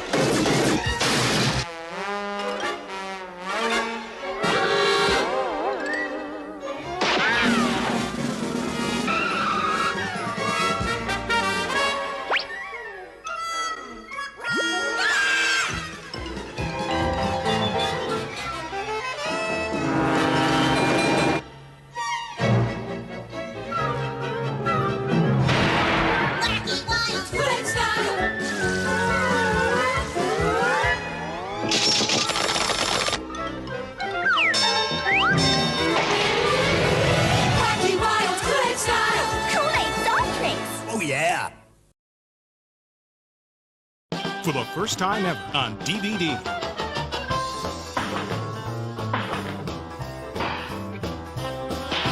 They've been the one cat and mouse team that every home would welcome. Absolutely. Now, go back to the beginning You ain't a bad kitty cat. with 46 shorts from the birth of Tom and Jerry Let me have it. to the first year of their theatrical success. Tom and Jerry Volume 1 on DVD. In addition to all their very first short films, Tom and Jerry are bringing amazing DVD extras. Like a behind-the-scenes listen to a cartoon music scoring session. See Jerry dance with Gene Kelly and Tom and Jerry swim with Esther Williams. I'm a nervous wreck. Tom and Jerry Volume 1, your first chance to see it from the beginning on DVD. Hey, what you cooking?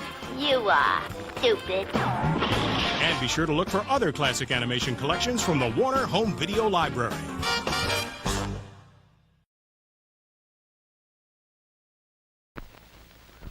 Hi, I'm the Soaky Kid. Now Soaky the Fun Bath comes in 2 brand new monster toys. The creature from the Black Lagoon. That's cold. And the Mummy. Wow, what happened to you? I fell off my bike, Sonny. Here's something to cheer you up. The brand new Soaky toys.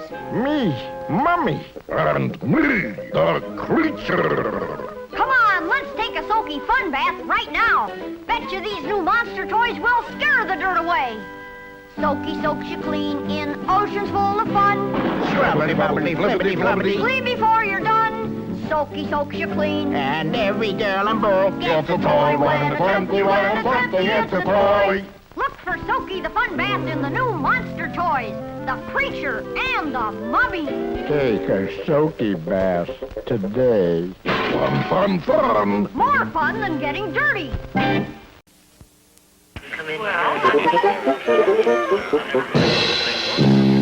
Bubble-wee! It's too crowded to enjoy our sugar smacks. Let's head for the wide open spaces. He's much better here, I think. Just you and me and Kellogg's Sugar Smacks. We toast them puff, puff, puff until they're big enough. We sing them tweet, tweet, tweet until they're good and sweet. Now the milk, Bubba Boy. He's here someplace. Bubba! Somebody stole our Sugar Smacks. Real wheat, real sweet, real neat to eat. Kellogg's Sugar Smacks. Bubba, Kellogg's Sugar Smacks are good, no matter where you eat them. Kellogg's Sugar Smacks. Ladies and gentlemen! For the first time ever on DVD, it's the premiere episodes of the first animated primetime show. The Flintstones Season 1. It's me, Fred Flintstone. Take a trip back in time to Bedrock, where wildlife is an appliance. What the heck? The pay is good. And transportation is always available. It's working, Fred. It's working. See your favorite classic episodes in this special 4-disc collection of the entire first season. Hold it, Mac. Thanks. Don't mention it. With special bonus features on DVD, like a tribute to William Hanna and Joseph Barbera. Yeah, why don't we do a primetime show? An animated show in primetime? Are you kidding? Tune in to early Flintstones programming. Wilma, where's the Alka-Seltzer? Where it always is, next to the one-a-day multiple vitamins. See Flintstones throughout time. Watch the original Lost Pilot. You'll either spare them or they'll die laughing. Learn the faces behind the voices. Oh, it's just gorgeous. How do you like these? Couple of dinosaur steaks. Merchandising and much more. That's all right. The Flintstones Season 1. Look for it on DVD. Wait till I get my hands on you. And be sure to look for other classic animation collections from the Warner Home Video Library. Wait till Wilma hears about this.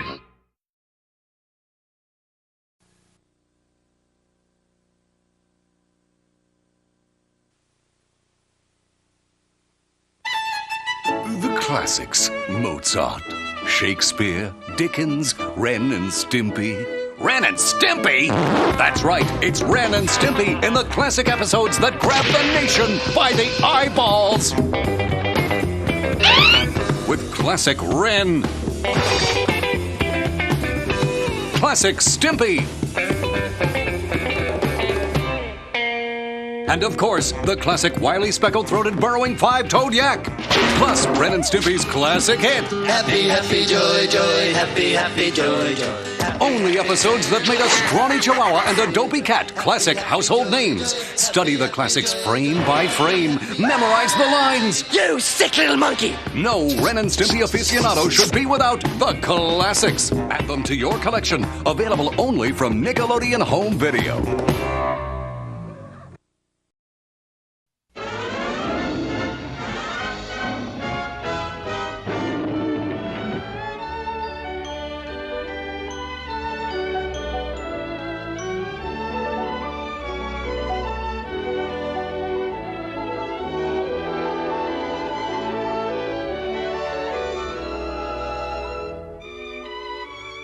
Once upon a time, there were three little pigs. Three little pups. Snoopy, Loopy, and Droopy. The first little pup built his doghouse of straw. The second little pup built his house of sticks. But the smart little pup, bricks. Now you boys can build with sticks and hay, but the big bad dog catcher's coming today. He'll huff and puff and blow your house down, and you'll both wind up in a city dog pound.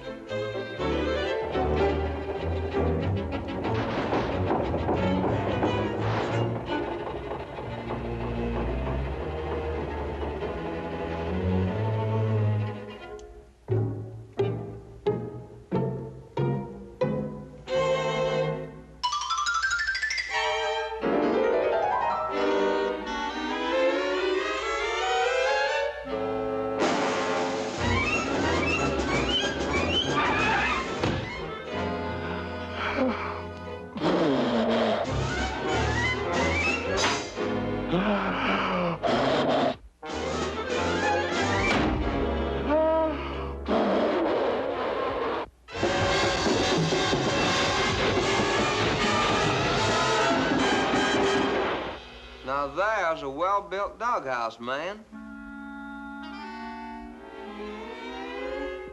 Peekaboo.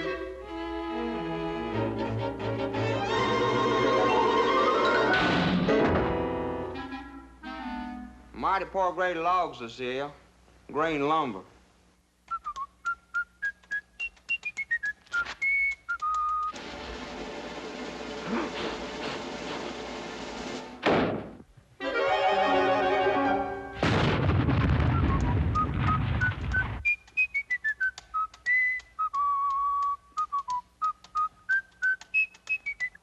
I'm gonna tell you something right now, man. That there's a pretty smart little old dog in there.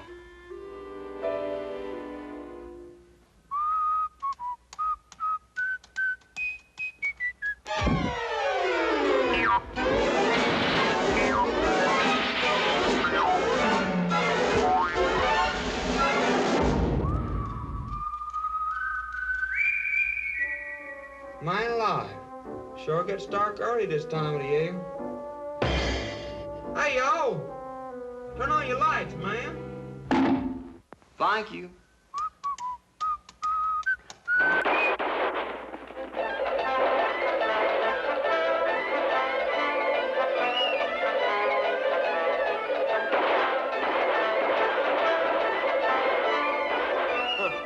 Television.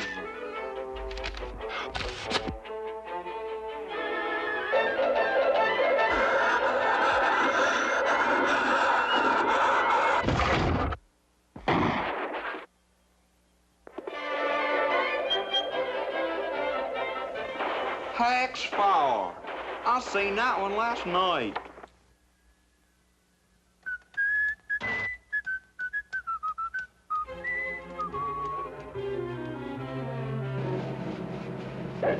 One, two, 3, 4, 5, 6, 7, 8, 9, 10.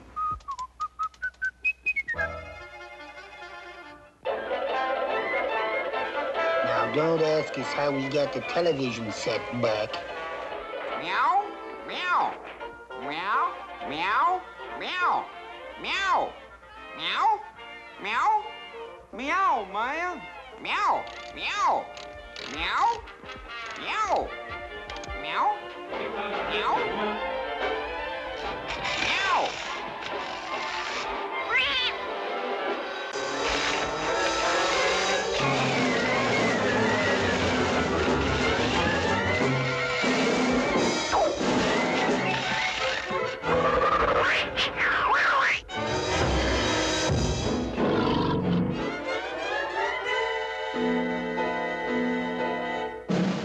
8-ball in the hip pocket.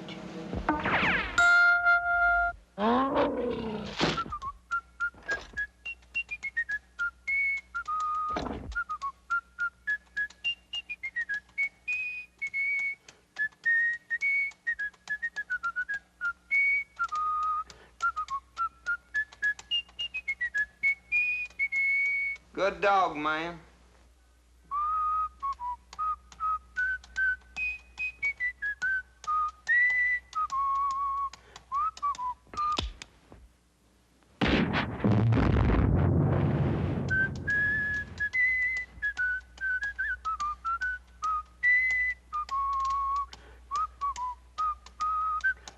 Okay, break it up, son. Joke's over, Hale.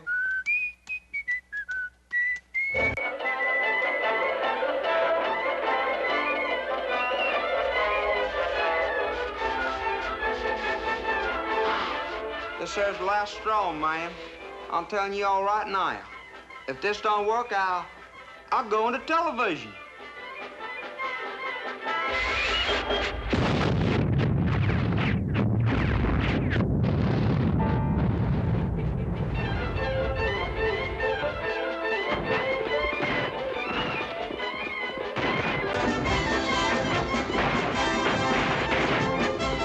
Howdy, you all.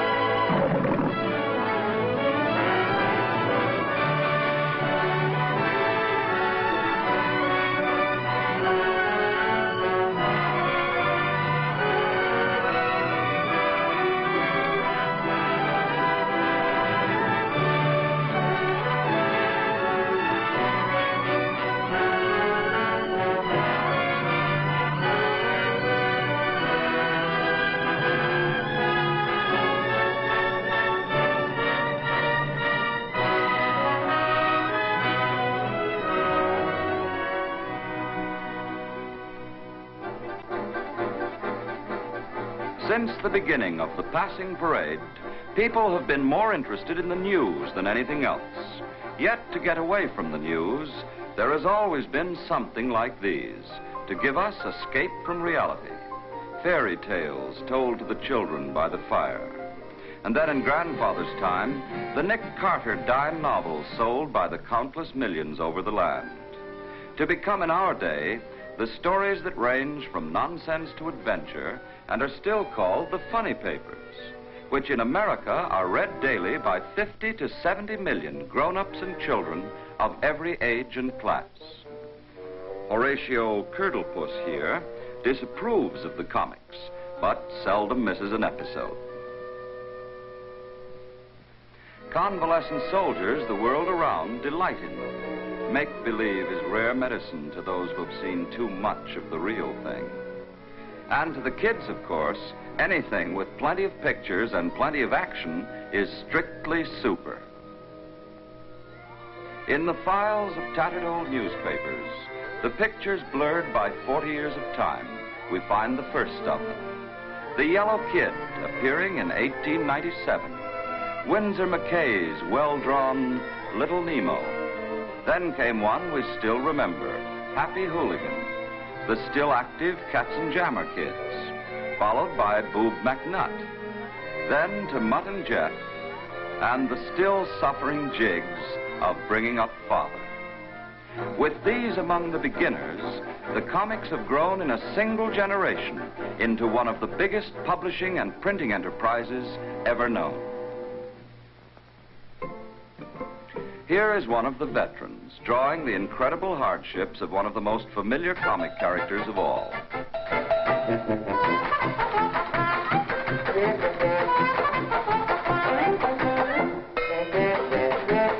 Captain Katzenjammer, the most indestructible father known to man.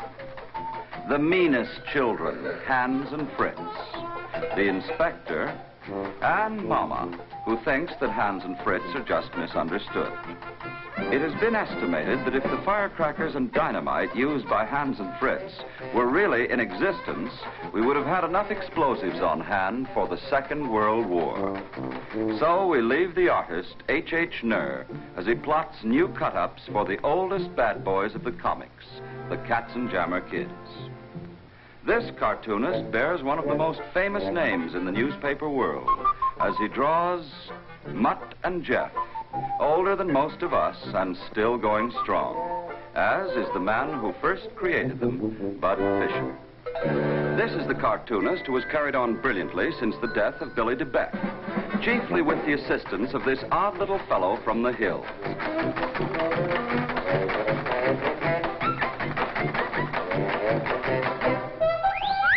Snuffy Smith and his jug of corn squeezing. His patient mountain wife, Lousy. Barney Google, currently with the Navy. And Sparkplug, the world's worst racing horse, with Rosebud the Keeper, nearly forgotten today. All the characters of Fred Lasswell, Jr., and keeping him very busy on the job.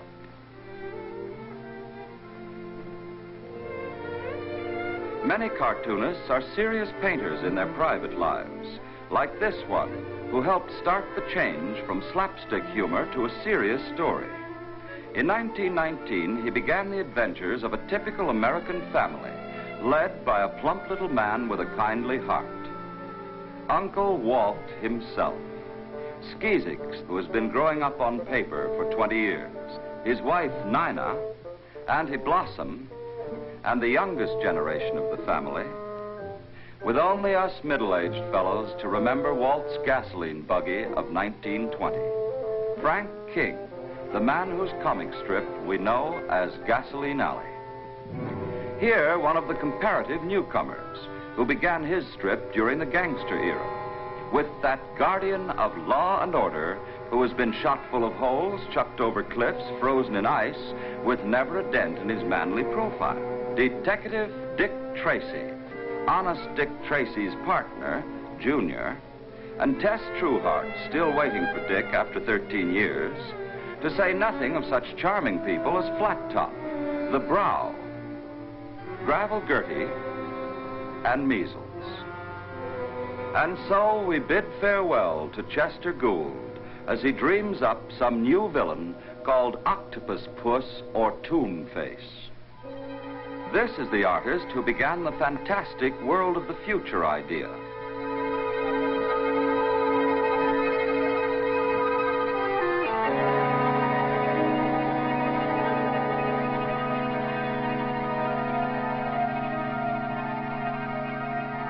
Handsome Buck Rogers, who sails around from planet to planet, squirting disintegrator rays in every direction, together with Buddy, Dr. Hewer, and a goodly supply of beautiful females. Dick Calkins is the father of these people on paper who gallivant around with Buck Rogers in the 25th century. This dark-haired young man is respected as one of the outstanding craftsmen with his pen, as he tells his remarkably intelligent adventure yarns of men at war. The serious-minded Terry, Flip Corkin, copied from the real-life flyer Lieutenant Colonel Cochran. The Dragon Lady, who plays Mata Hari to Pat Ryan, and some of the nastiest Jack villains out of captivity. Milton Cannon, whose careful drawing and observation of life have made him one of the leaders of the cartoon industry. Each year increases the popularity of the paper people created by this easygoing gentleman who enjoys himself as much as the characters that he draws.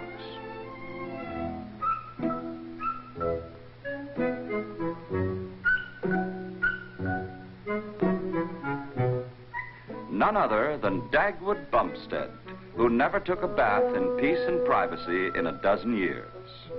Blondie, the brains of the family, Dagwood's neighbor with whom he's always in trouble, his pride and joy, the children, and this is the cross that Dagwood bears in the form of the 5 puppies, and the 12 layers of indigestion known as the Dagwood Special. Chick Young, who goes cheerfully on, and with Blondie and Dagwood provides the nation with some of its most innocent nonsense.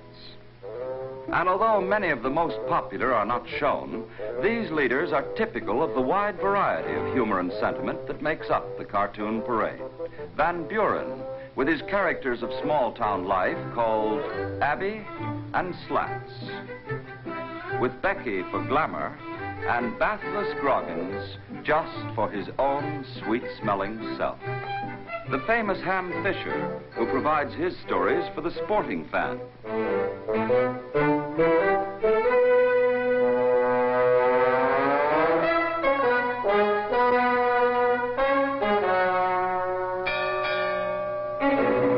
Honest Joe Palooka, the heavyweight champ with the heart of gold. And the odd little character called Max, who is neither deaf nor dumb, but who just doesn't like to talk. This is Hal Foster, who represents a new trend in the comics that has never been criticized, with his educational romances of the days of old called Prince Valiant.